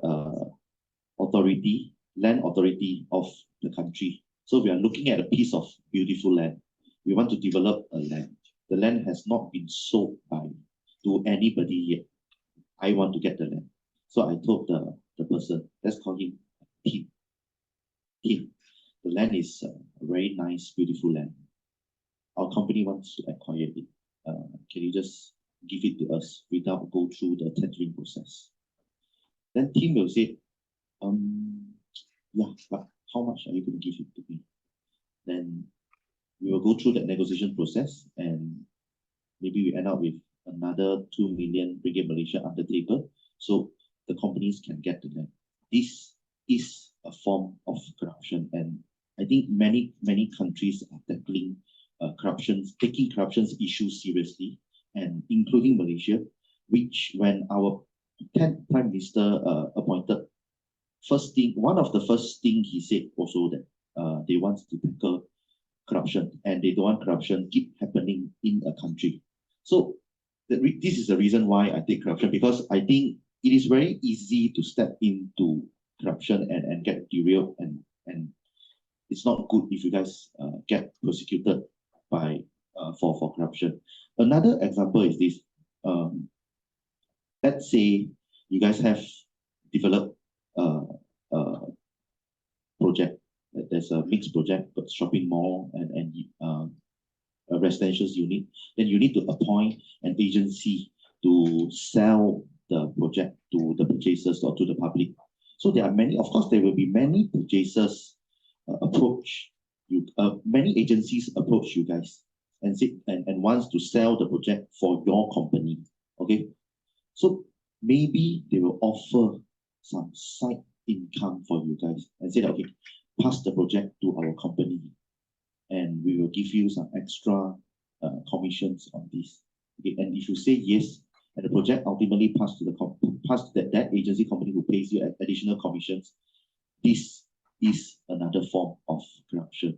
Okay, and as I'm made aware, you guys are the top management of your company. So today I'll be focusing on one of the section, which is the company's corruptions, and one, what are the defense if the companies is charged with corruption. Okay. Okay, these are the types of corruption. I've given you two types of corruption, and many people, if we are not aware, it's very easy for us to step on corruption. For example, during Chinese New Year, okay, you bring tangerine to another person who is involved in the project. That may be a form of corruption as well. Or you invite somebody or the government authority to come to your company's project, to come to your company's party, and give him some phones or laptops or what. That also another forms of corruption. So you guys need to be very, very, very careful when, especially when giving gift or paying commissions or what, but try not to. Okay, this based on the global corruption rankings, you see our country, Malaysia, ranked number 2 in the world, like, badly corrupted. And the best one will be Finland and Denmark, who is nearly no corruption. Okay, so you can see from this global corruption ranking, there's no 100% zero corruption. Every country is corrupted. Okay, so we need to be very, very careful on this end. And okay, this one I've talked about it already.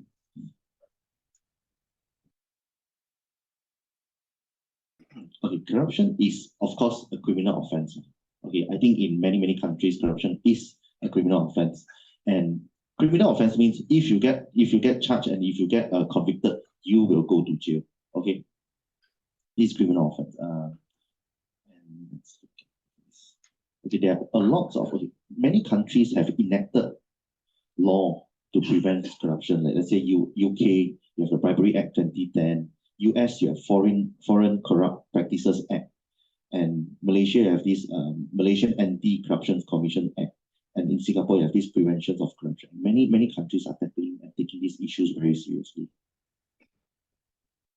And I'm going to focus on Section 17A first. Let's look at what Section 17A says.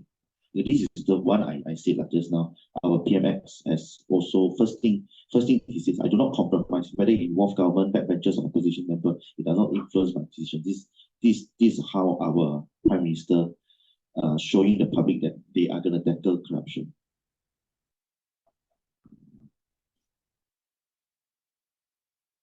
Okay, Section 17A introduce corporate liability or commercial organization in Malaysia.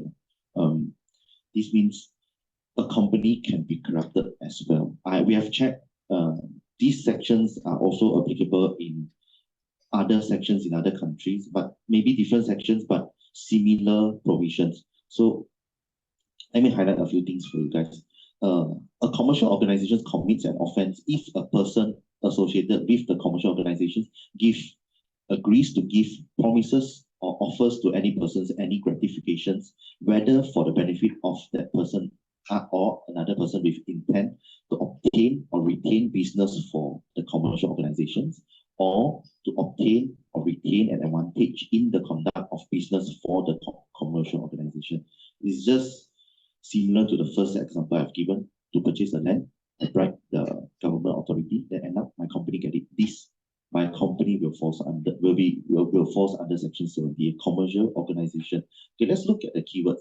Commercial organizations, person associated, and gratification. The easiest one, gratification. What amounts to gratification? What are the things that you guys give will amounts to corruption? Okay, it is inside our app. I think you guys can go online and look what does gratification mean in your country's context. I believe there is a definition properly. Okay, and it involves, okay, that's very, very, very long. It involves like let's say this one, let me show you the previous.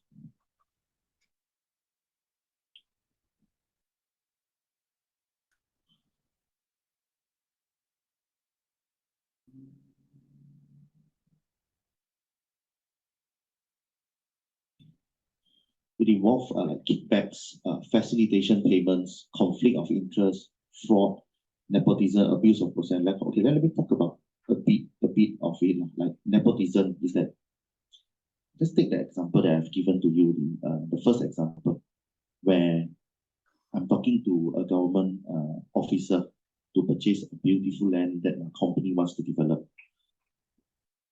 Instead of me giving commissions or under table payment to that government agent, I promise his niece or nephew a position in my company, a high position in my company. Let's say, for example, a CEO position or a COO or a manager, project manager positions.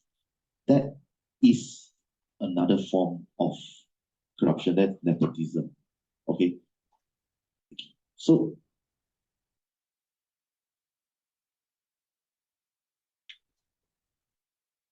this amounts to gratification. Okay, let's go. Who falls under commercial organization? Okay, our sections define it. For the purpose of this section, commercial organization means a company incorporated in Malaysia, of course, and if it is for other countries, it may be incorporated in that country per se, and a partnership under the partnership of our Malaysian Partnership Act, then a limited liability partnership or a partnership whenever formed and carries on business or part of business in Malaysia. So these sections are only applicable in Malaysia. I believe that there are also the similar sections in your country. And look it up and read it and understand it. Okay, so you may ask sole proprietor. Sole proprietor means you don't have a company, you only set up, you are doing business by your own name. Whether it falls under this section, the answer is no, you are not, unless it's only it's only our private limited company or listed company or partnership will falls under our section. Sole proprietorship will not fall under here. So we talk about commercial organizations, we talk about gratifications. Who are the person associated? Okay, the person associated basically means everyone who is related to the company. You guys are person associated. Okay, it's like the directors of a company, the employees of a company, the partners in the partnerships, or the person performing services for and on behalf of the company. These are the people who falls under person associated. Okay, when you guys got charged, if you guys got charged with corruption, what are your defense? Okay, first, your defense, the defense for person associated is this. The keywords is this: where an offense is committed by a commercial organization, a person who is its director, controller, officers, or partner, or who is concerned in the management of its affair at the time of the commission of the offense is deemed to have committed the offense unless that person proves that the offense was committed without his consent and that he exercised due diligence to prevent the commission of the offense as he ought to exercise, having regard to the nature of his function in that capacity and to the circumstances. Okay. I've highlighted the keywords there. Let's go through one by one. Without your consent means you have no knowledge. Okay, let's say we work as a team. Take the first example. Let's say you and me, we work as a team. You don't know that I'm bribing the government officer. If that is your defense and you can show that you have no knowledge on that, you will be you will not be charged under corruption. Okay, and another thing is this: due diligence is that you have carried out proper investigation and find out whether how corruptions will happen, and you take steps to prevent it. But ultimately, the corruption still happen, and you can show that you have taken steps to prevent that things happen. You will not be charged under corruption also. Okay, and most importantly, the third one is that when the things happen and you know, I told you that I have bribed the government officer, you know, you must report to the relevant body. Okay. There's another section provide for if you don't report, you will also be convicted, liable to a fine not exceeding 100,000 ringgit Malaysia or to imprisonment for term not exceeding 10 years of both. Okay, so you may have a questions to ask me and say that, hey, why are there two offenses if I don't report? So if I really convict this part where I know I don't report, what will I be charged under?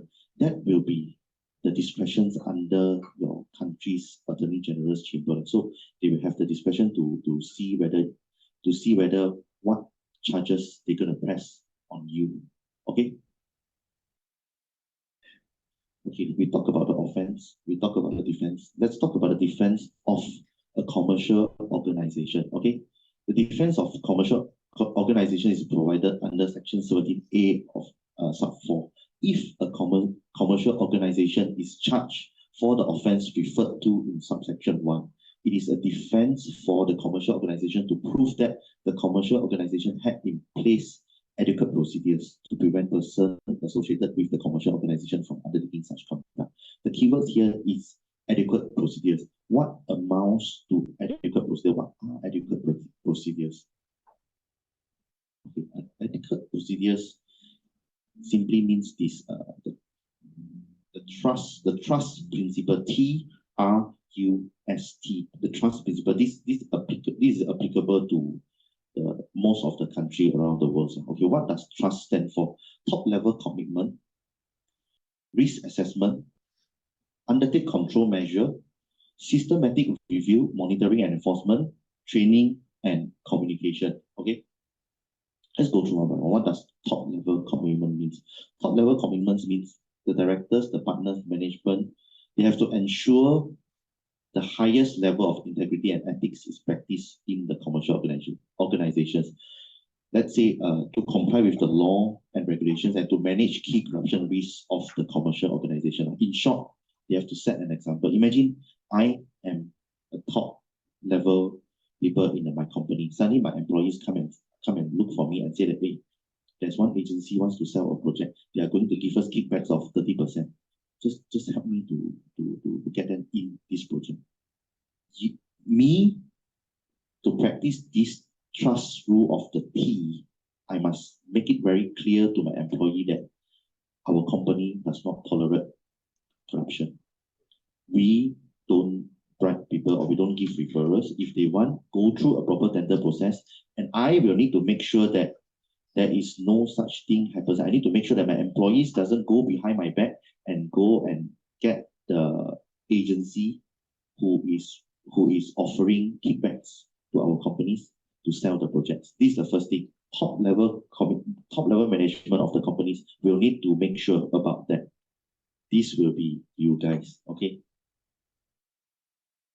Another one, R, risk assessment. So means to conduct assessment to identify, analyze, assess, and prioritize libraries. What does that mean? So it means, let's say, if you develop a project, okay, that I tell you, like I said just now, there are many ways corruptions can happen. For example, purchasing a land. How are you going to purchase the land? You need to make sure that this land must be purchased in a properly manner, but not in a corrupted manner. And then when you want to appoint agent to sell a developed project, you need to make sure that the agent is appointed by your company through an open tender process or whatever process that is legal, but not through this kickback or referrals, not because of I appoint you because you are giving me money, not like this. And so these are the risk assessment in the R of the trust. Okay, then for you undertake control measures. Okay, you need to have a policies procedure. Say, what if this your employees really committed corruption? What can your company does? And you need to ensure that there's a proper procedure and make sure that this procedure is followed by all your employees. For example, if something goes wrong, encourage whistleblowing. Okay, so you see, in Malaysia, okay, in the world, there can be many laws enacted. Okay, for example, the most recent one, I'll give you an example. The most recent one is in Malaysia. Where the government of Malaysia implemented a non-smoking rules in a restaurant, even though you are sitting open air. So when you sit open air, you can't smoke. You need to go to a designated smoking area. But look at now. everybody in Malaysia, if you walk past those open air restaurant, everybody in Malaysia, every Malaysian who smokes will just smoke. Why? Because lack of enforcement. So it is similar to this you under the trust principle. Don't just have rules, but nobody go and run it. It is pointless to have such a rules. You need to create the rules and ensures that everybody follows it. Okay. And systematic review monitor. Okay. When you have a rules, when people tend to do something, especially monetary, okay, they will try to avoid following the rules, and they'll try to find a way to do it. So you need to review, okay, when you set up the rules for non-corruption, you need to review maybe annually or biannually to make sure that nobody can get past the rules. Because humans are smart, we are smart. If you want to do something, even though it is not legal, we will try to make it legal. Okay, so this is important. You need to not just have a rules, but also to review the rules and make sure there's no loopholes in the rules over the years. Okay, and the last principle is training and communication. This is basically what we are doing today. You need to ensure you guys as the top management of the company need to ensure that trainings on corruption has been properly conducted to your employees, so that your employees will not or shall not commit this corruption thing or bribery stuff. Okay. I think that's all for my part. I will pass it to Dominic, managing risks under the PDPA and global data protection regimes. Hello, so I'm back here again. Basically, the area that I will be covering today is with regards to personal data protection. So, personal data protection is becoming increasingly more relevant in this age of digitalization, as well as artificial intelligence. And on top of that, I think firstly, I will emphasize that almost every single country in the world, in fact, if not every single country in the world, has its own set of personal data protection laws, right? And before I continue with my speech, basically, I also understand that today's initiative is the Belt and Road Initiative. So the Belt and Road Initiative on resources, ease of trade, aligning logistics, enabling trade between all its participant countries, and ultimately it's a huge mega infrastructure project, and the ultimate goal is to facilitate trade. And one of the ways to facilitate trade, to make everything easier in terms of trade between different countries, is to enable ease of data sharing between the different countries participating in this initiative. Especially when every single country is racing towards the ultimate aim of being more superior in terms of artificial intelligence. So when you have artificial intelligence, you need information, you need to be able to gather information, gather data, process that data, and store that data. And that is why, and if the Belt and Road Initiative, if every single participant country is willing to share information and data across different countries easily, then I'm sure we would take the initiative to a different level. But of course, right now across APAC, for example, each country has its own data privacy laws. Although they are similar, but there are some differences here and there. Unlike the EU, where you have your GDPR, which is a uniform set of privacy laws which applies across every single member EU state. So in APAC, each country has its own laws. If we're able, for example, to sign a treaty to enable ease of data sharing, then I'm sure it would be a sight to behold. So, okay. So I will not I will not really be emphasizing on the Malaysia's Personal Data Protection Act 2010. What I will say is, whatever that you hear about the PDPA, take it as though it applies to wherever you are based at. Why? Is because I have done my research and comparison across different jurisdictions: Philippines, Thailand, Singapore, Indonesia, South Korea, Japan, yeah, and Taiwan. So each of these countries, for example, their data privacy laws are very similar. So why is it important? It's because how it's relevant, you may ask. So for example, if you have a list of subcontractors, suppliers, and you want to share it to a different country or to a different operating company in a different country, how do you ensure that that data transfer is legal? And also, I've had the opportunity to also understand that how Chinese construction companies operate are quite different in terms of how Malaysian construction companies operate. One example would be in China, a lot of project sites that, for the purposes of the project site, what they have is, instead of punching cards instead of the workers having to punch cards before they enter into the project site, they have facial recognition.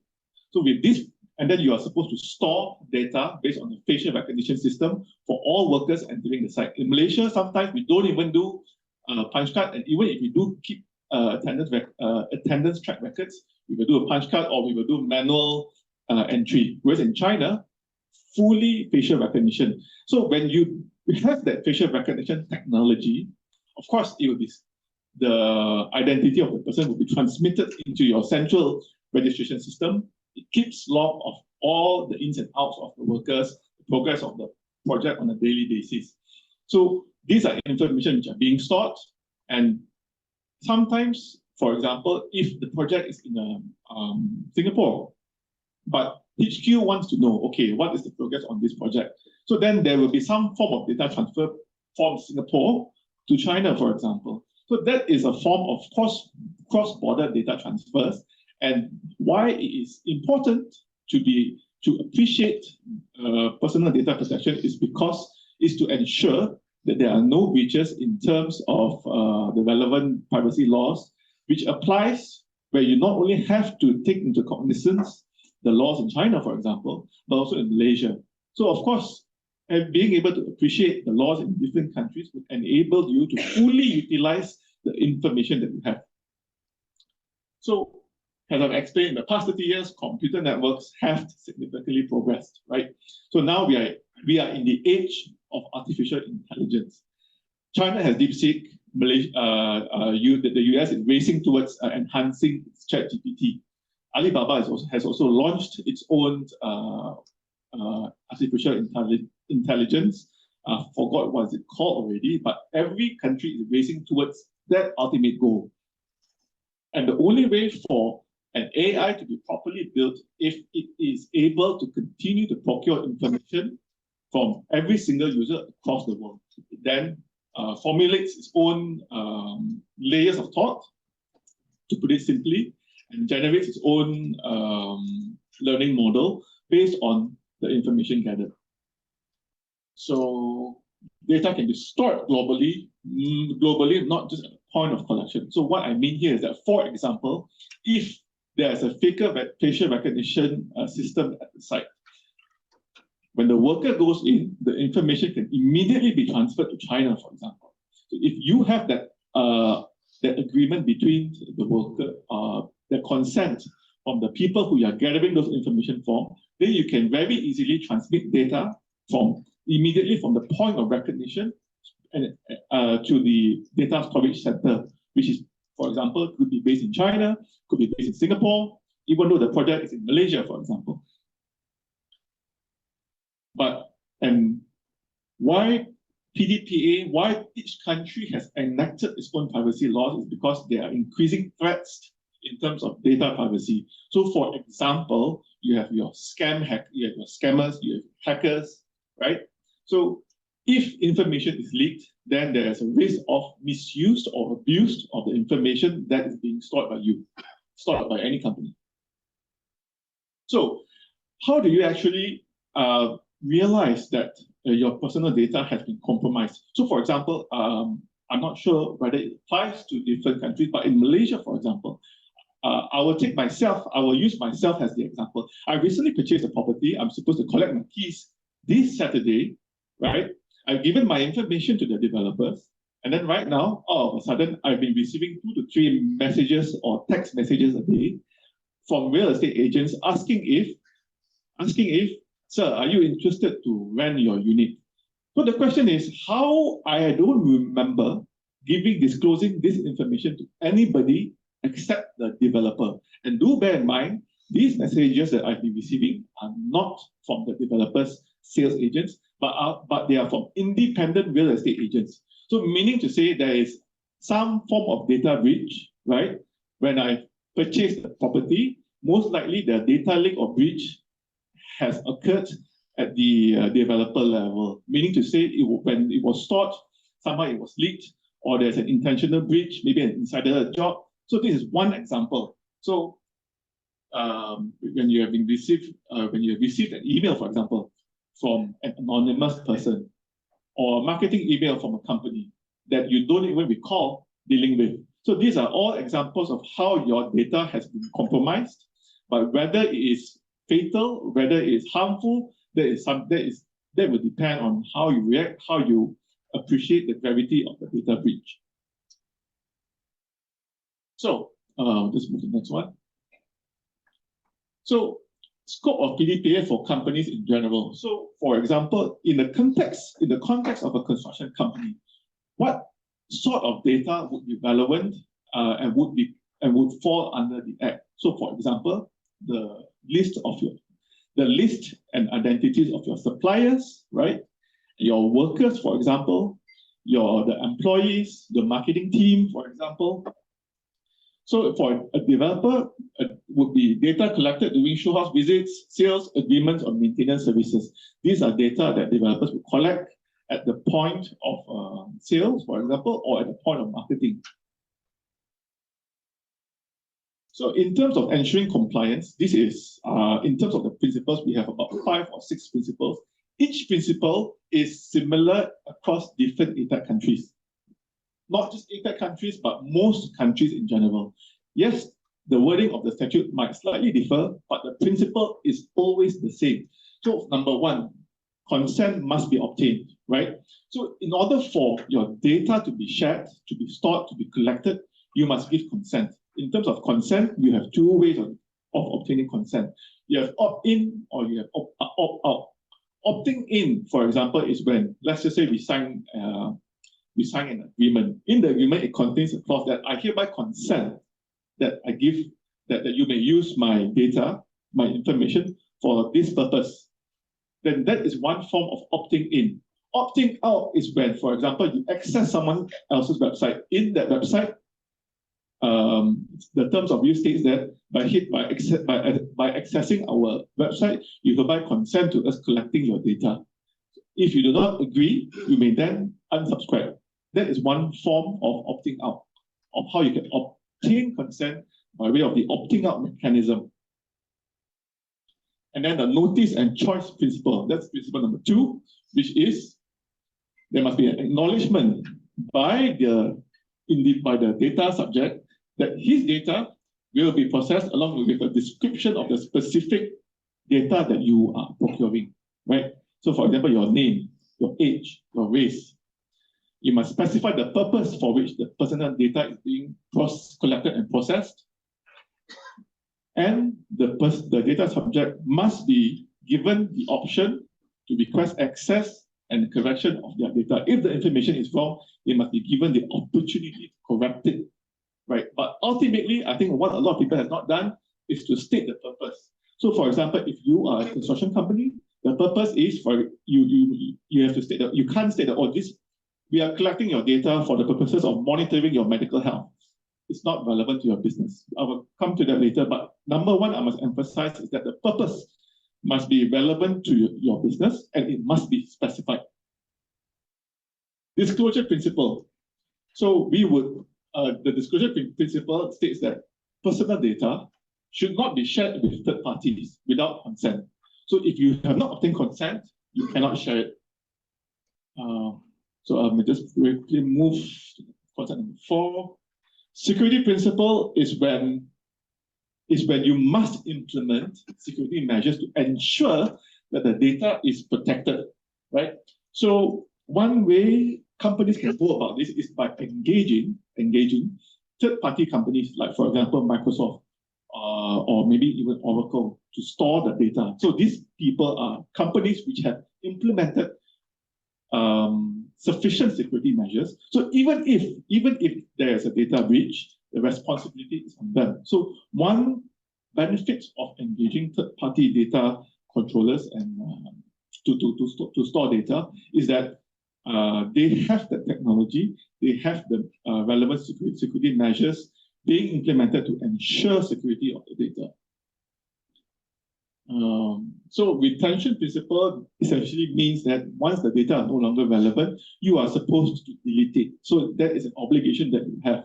So don't think that you can just store the data for years to come. If it's no longer relevant to you, you have to delete it.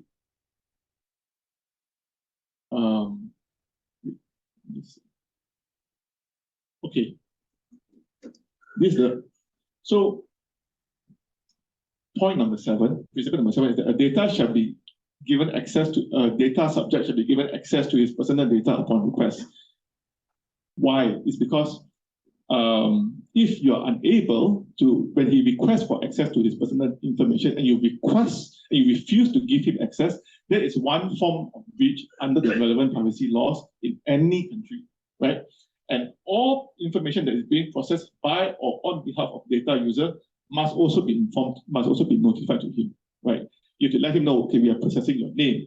Even if your income, your IC number, or so on and so forth, you have your registration, your identity card number, passport number, you have to inform him. He is entitled to an intelligible copy of his data. You cannot give it to him in encrypted form. It must be in readable text format. And of course, it's subject to some exceptions, but I will very quickly move on to key takeaways. I think, yeah, I want to quickly move on with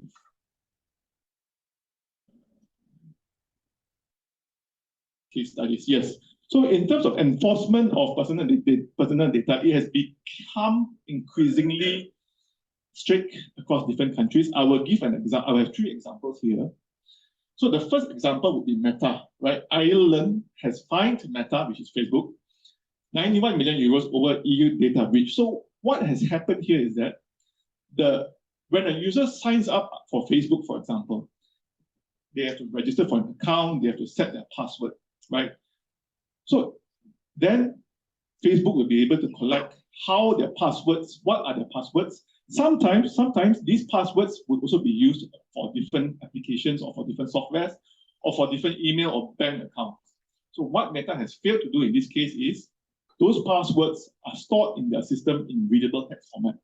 It is not, so the EU court said, no, this is wrong. If you are going to store passwords, it has to be encrypted. It cannot be in a readable text format. And the fine is hefty, 91 million euros. NHS Trust, right? So what has happened here is that the hospital in the UK actually wants to dispose of the personal data that it no longer requires, right? So they have engaged a third party to dispose this personal data. But instead of the third party properly disposing this data, somehow there was a breach. Copies of the information were made in the form of CDs on hard drives. And 4 of these hard drives out of 1,000 were sold on the internet auction. So this information would contain, amongst others, details of the hospital's patients. If you have HIV, if you have this disease, things that you wouldn't want the public to know are now readily made available online. So as a result, they were fined 400,000 euros. So this was when the UK was still part of the EU. So this is a form where there's a breach. But of course, the saving grace for the hospital here is that they were indemnified by the third party. The breach was, they engaged a third party to dispose it. The third party failed to ensure proper disposal. And therefore, when the hospitals were fined, the third party had to indemnify the hospital. So that is one of the benefits of actually outsourcing your personal data protection responsibilities and obligations to a third party external contractor. And then the other one is Marriott. Okay, so Marriott is when it's a very special case. So what has happened is Marriott acquired a group of hotels, right? So when they acquired a group of hotels, this is a mergers and acquisition. When they acquired the group of hotels, what they have failed to do is to actually do proper due diligence in terms of how the hotels, the hotels that are being acquired and the company that owns those hotels, how they are actually, what sort of security measures they have in place to ensure that personal data is protected. They were so focused on the commercial side of things and totally ignoring the personal data side of things. So as a result, Marriott has failed to undertake, it was concluded that Marriott has failed to undertake sufficient due diligence after acquisition and should have implemented appropriate security measures upon completion of the acquisition. So once they acquired, they continue to run the hotels, but actually the information, the personal data of almost 339 million guest records were exposed to cyber attack after the acquisition. So had they immediately implemented the security measures, even and noting beforehand that in the due diligence that indeed this is security measures in place is insufficient, you can still proceed. But being able to identify is the crucial factor here. Had they identified it in the legal due diligence, then they would have been able to implement it right away. So sometimes people overlook the importance of ensuring proper and sufficient security measures, but actually it's quite important because you may be fined after acquiring a company which is found to be lacking in terms of these measures. So, so of course, in Malaysia, in the context of Malaysian law, if there is a personal data breach, not only will the company be held liable, but also senior management. So that is why I'm emphasizing it's quite important. Like in Malaysia, directors can also be fined if there had been a breach of privacy laws in Malaysia. But of course, I've also done my comparison across different countries. Similar provisions are made available where liability would also be impugned against the management of the company. So this does not just apply to Malaysia, but the fines vary across different jurisdictions under a different currency denomination. And so before concluding my presentation on personal data, so what I would like to emphasize is that now that we are in the age of the internet and we are slowly racing towards the age of artificial intelligence, there'll be more and more data sharing, data storage for different companies in the future. For example, if artificial intelligence really takes off,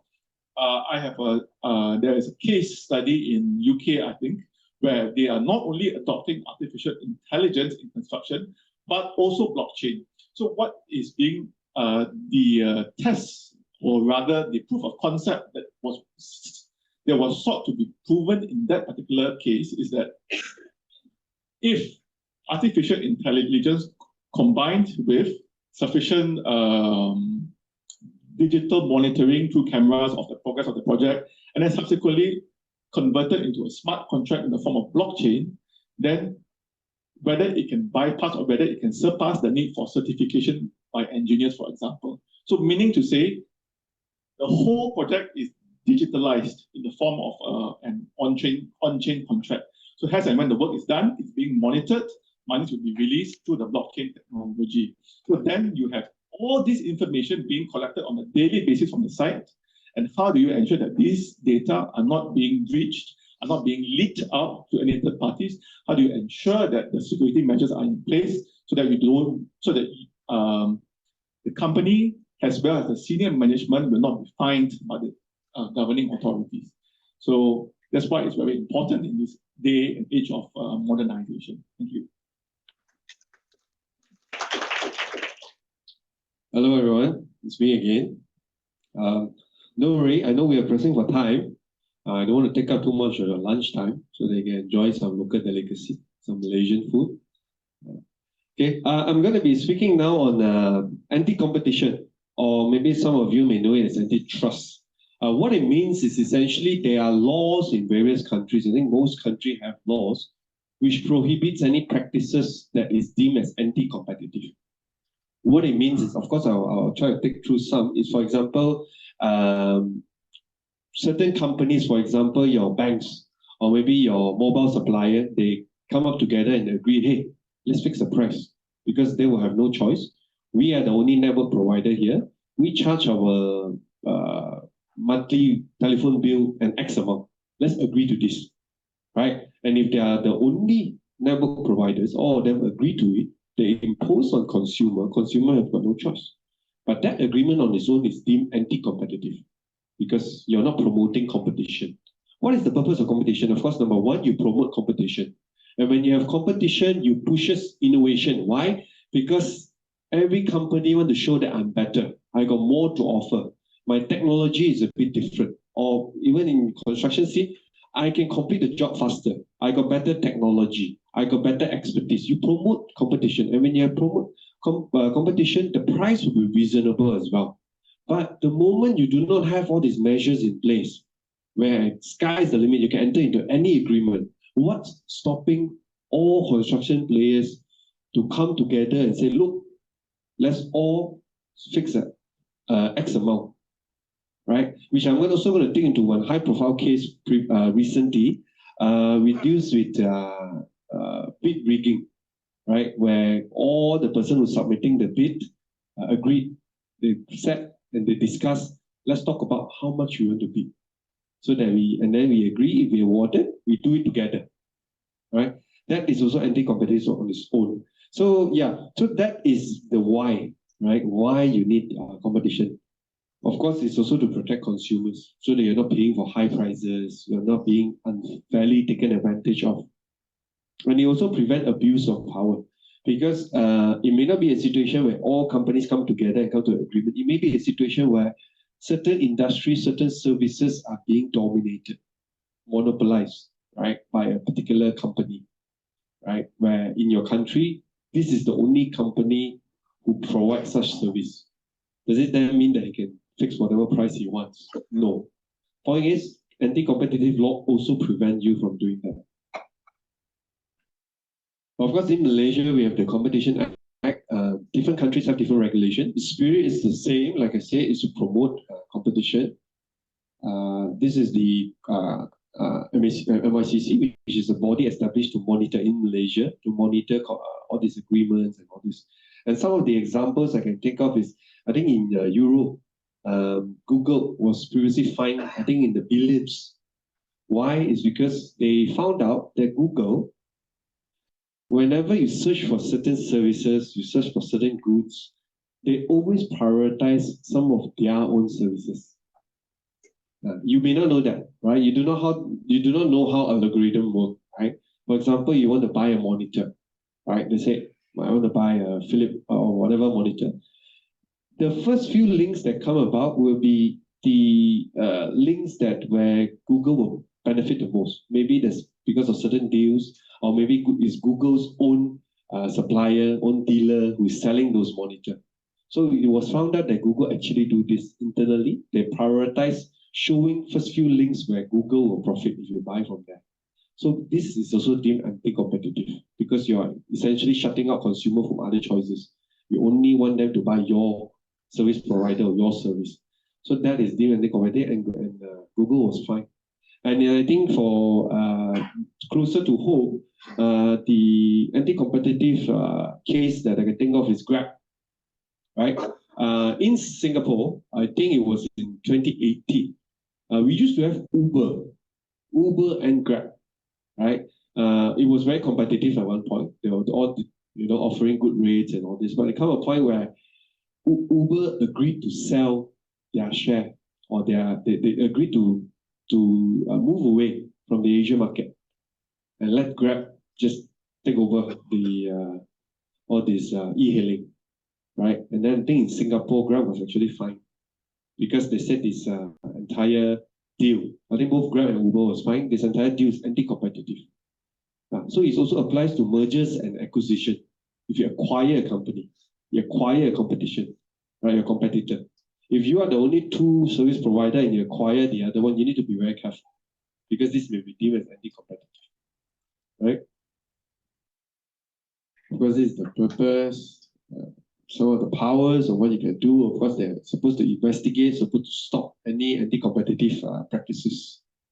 Now, what is anti-competitive? Of course, I've given some examples.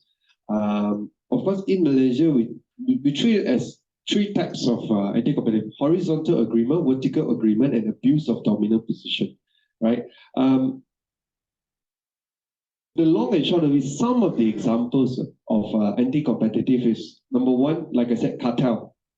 When you have a cartel of companies agreeing to adopt certain practices, right? So that is anti-competitive. And it's not fair to smaller players as well. Being the bigger boys coming in and say, look, we're going to do this. And the smaller boys, they don't have the money, they cannot keep up.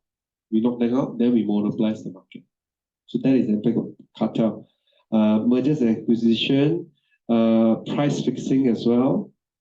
So those are some of the examples. When it comes to horizontal agreement is essentially an agreement between companies of the same level, meaning your competitor.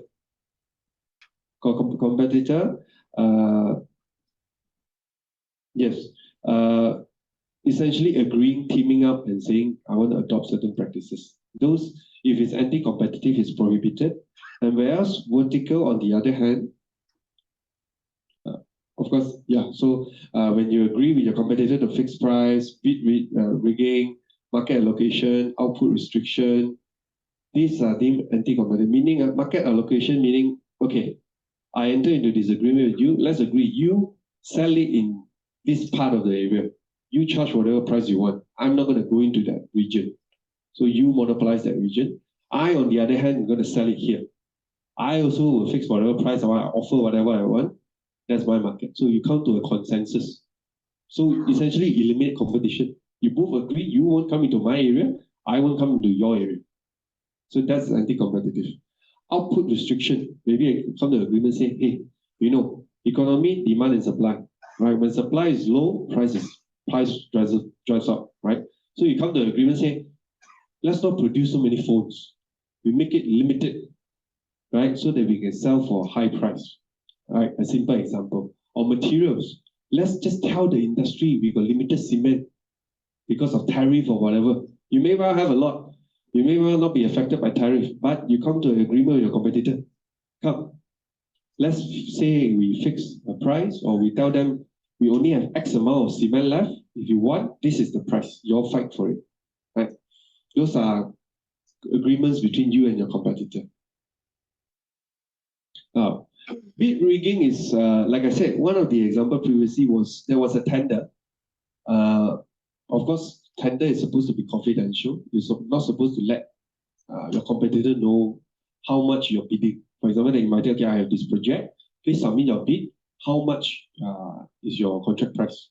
So what happened was, in this case, there was a case where a group of company submitted various bids. But before they submit bid, they had a meeting. They sat down and they discussed, okay, let's do this. Company A, you bid, you say the price is 1 million. Company B, you put 1,100,000 ringgit. Company C, you put 1,300,000 ringgit. But we all compile our documents, our experience and all this, and we make sure that company A wins the bid. So all the experience, all the good things, they all put under company A, they help them to share the knowledge and all this, and then they submit the bid. So this is what we call bid rigging, which is, again, anti-competitive. Because why tender is supposed to be confidential is because to prevent exactly this kind of situation. They want you to be on your own and give me your best price. Not your best price taking into account your competitor's price. That's not competition. You should give your best price, not a ringgit cheaper than your competitor. That shouldn't be the case.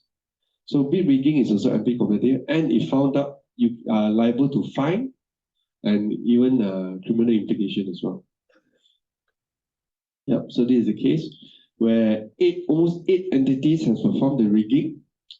So there was financial penalties on all the 8 entities.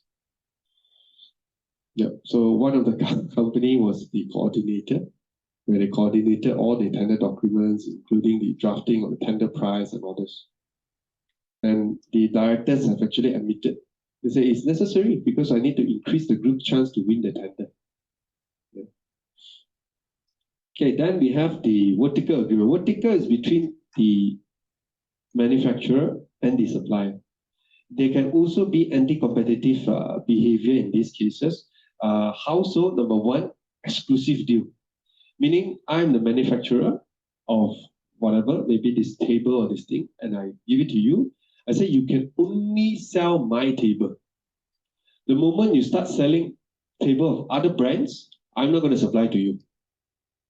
So that's anti-competitive as well, because you're restricting consumer choices to buy from my dealer other table. Right? So that is one of the example. And second one is agreement to fix the resale price. Meaning I manufacture this phone, for example. I supply it to you, you are my dealer, but I impose on you, you can only sell it at this price. Nothing higher, nothing lower. Again, you don't promote fair competition because you're dictating how much to be sold. And as a dealer, I should be able to adjust my margin, how much I want to sell it for, depending on the competition. So by you dictating how much is the resale value, you are deemed as anti-competitive.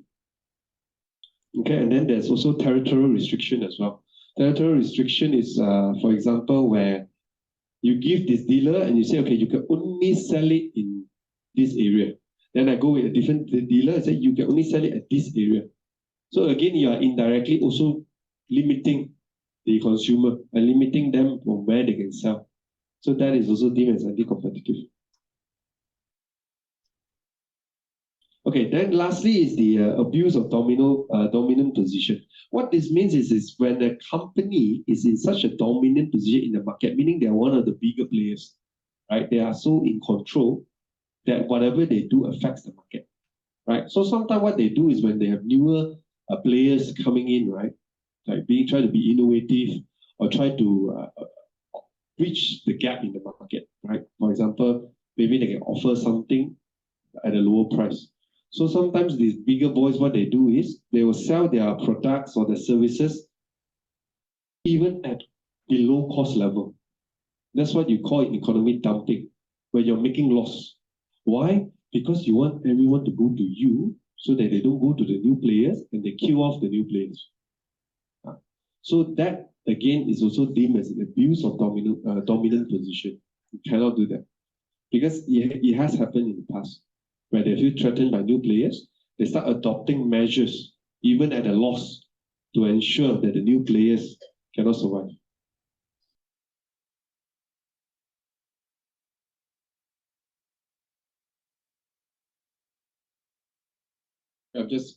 Of course, because of time, I can't really take through every single thing, but just giving you all the rough idea of horizontal, vertical, and abuse.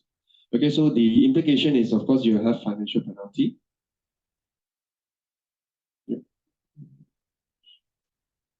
Yeah, so this one, as I mentioned, the issue of Grab, I think in 2018. Yes, so yeah, unfortunately, yes, I have to switch through. It's a very short one. So that's all we have for competition. Don't worry, if you have any questions, please, you can always contact us on any issue, even on contract. But just to give a bit of introduction of the firm, we are a law firm, a full service law firm. We do corporate advisory, dispute. Myself, I mainly focuses more on construction, both advisory, advice on administrative as well, how you administer certain projects, and also, of course, dispute. And yes, that's all we have. Once again, we just want to take this opportunity to thank CAGC for having us. Hope everyone had a good time. Hope you all learned a thing or two. Don't worry, if you want to take down contact, feel free to let us know. We're more than happy to share. And yeah, Any questions before we end the session? Yes.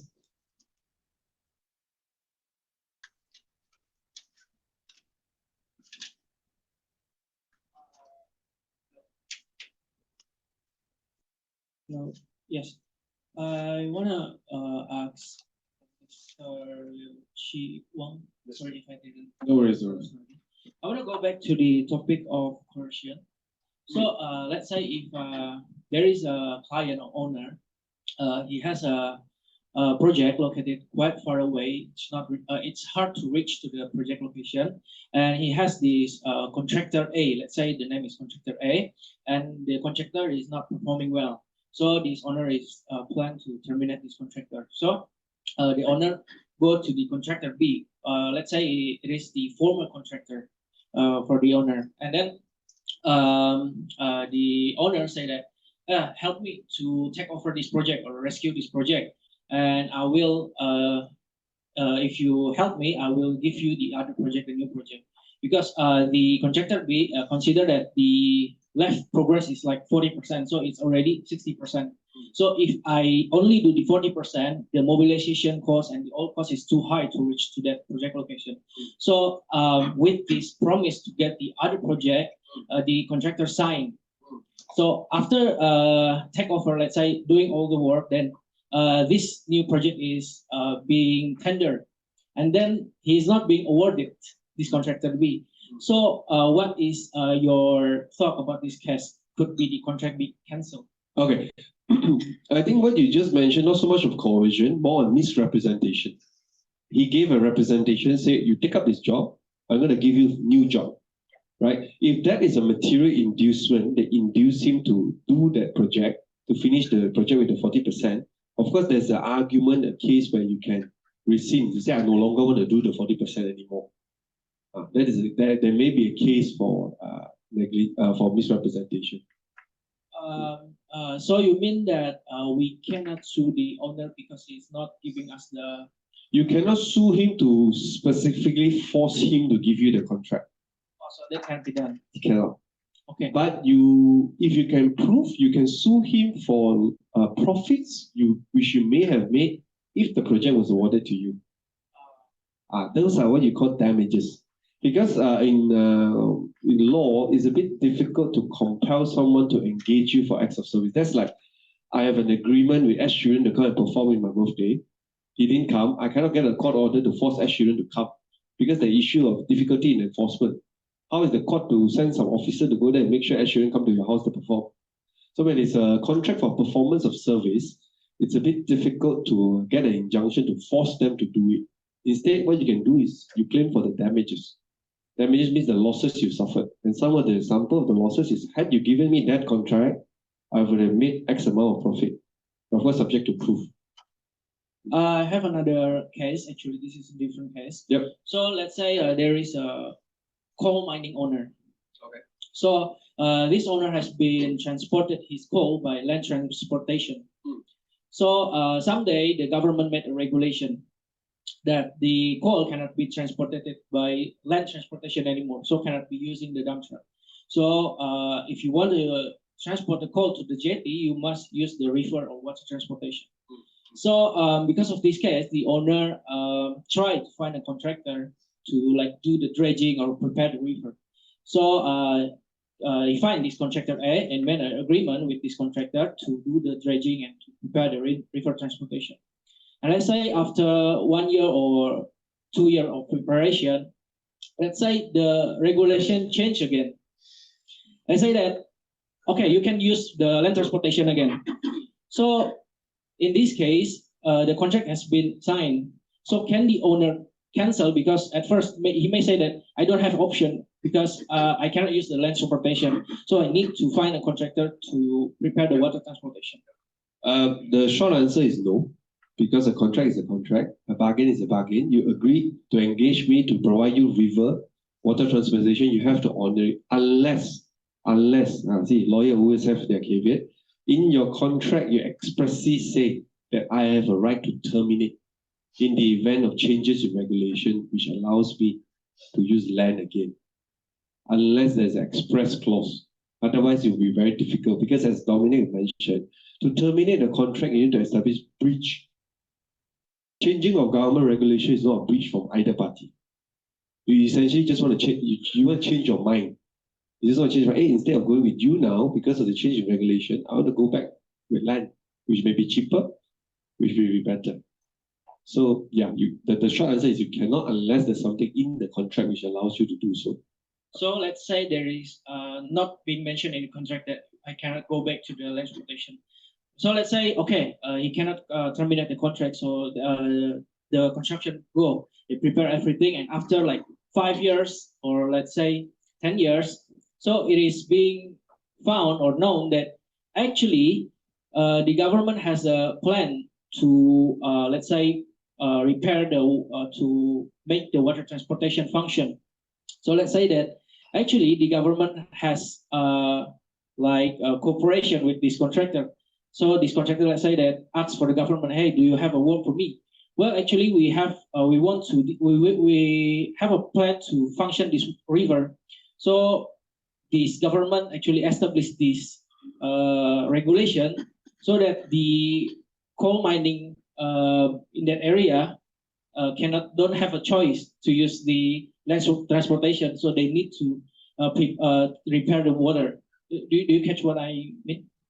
Not quite. You're saying that it seems like it's a hidden agenda that the government is trying to do all this just to... Yeah. So actually, the contractor is firstly asking the government, hey, do you have a job for me? Mm-hmm. So the government said, actually, I have a job. I need this this river to be like excavated. I want to make this river to be used as a water transportation, but I don't have a budget. The government. So let's say I make a regulation because this area has many coal mining company. I want them to contribute to excavate, to dredging, to function this water So transportation. essentially, the government wants that part of the river developed, Yes. but the government don't want to fork out their own money. So they in a way passing policy to force the coal miner company in that area to fork out their money to develop the river. Okay, and the question is whether this is legit, like legal. Hard to say. Where are you from, by the way? Sorry. I'm from Indonesia. So this is being done in Indonesia. Bali. I can imagine. Okay, no, it's very hard for me to really give you a straightforward answer because there's government involved. Of course, government, whether they have power to change the policy, that is also subject to challenge. You can challenge the authorities' decision by way of judicial review and whatever, whether that is correct. Subject to what are the powers of your law, what does the law say, what powers does minister have, government have. Also depend on who is the owner of that part of the river. Right? Actually, the river is owned by the government. Yeah. So yeah. in a way, they are indirectly forcing the coal miners and all those to go and do it. Yeah. Because they want the river to be function as the water transportation, but again, the government don't wanna or don't have a budget or don't want to spend the money, so he make this regulation and asks. So he cooperation with this contractor. So okay, you go to the coal mining and ask your surface to provide the dredging and to prepare the water, and then after that they change the regulation again. Yeah. I mean, the government, if they have the power to do so, they can do so. But on a private level, between company to company, so long as they have awarded you the contract to do the work on the river and you have done the work, just because government changed policy doesn't mean the contractor should not be paid for the work. Unless, like I said, contractually they expressly state that me building this is solely because of the river transport, and if in any event I find an alternate to river or water transport, I can terminate this project because I no longer need you. So that's on the company to company level. Okay, thank you. Also, I just wanted to highlight, just now you mentioned something about the government promised to award you a project, right? If there is indeed that promise, and then subsequently the government asks you to tender for this project, you should not tender actually. Because the fact that you participate in the tender shows that you are you are agreeing that the government has the choice to choose a few. You should have what should actually be done is to say that, look, you promised to award me this contract. I should not be required to tender. Just give me the letter of award, and if they refuse, then you can hold it against them. But if you participate in the tender, the government, for example, will be able to argue to say that, look, you have decided to participate. I'm sure in the tender documentation it would state what are the requirements. The government has the right to choose who to select. So you agree, you submit your tender, it means that you are agreeing to all of that. So then it'll be more difficult for you to argue that, look, there's this promise. Okay, thank you.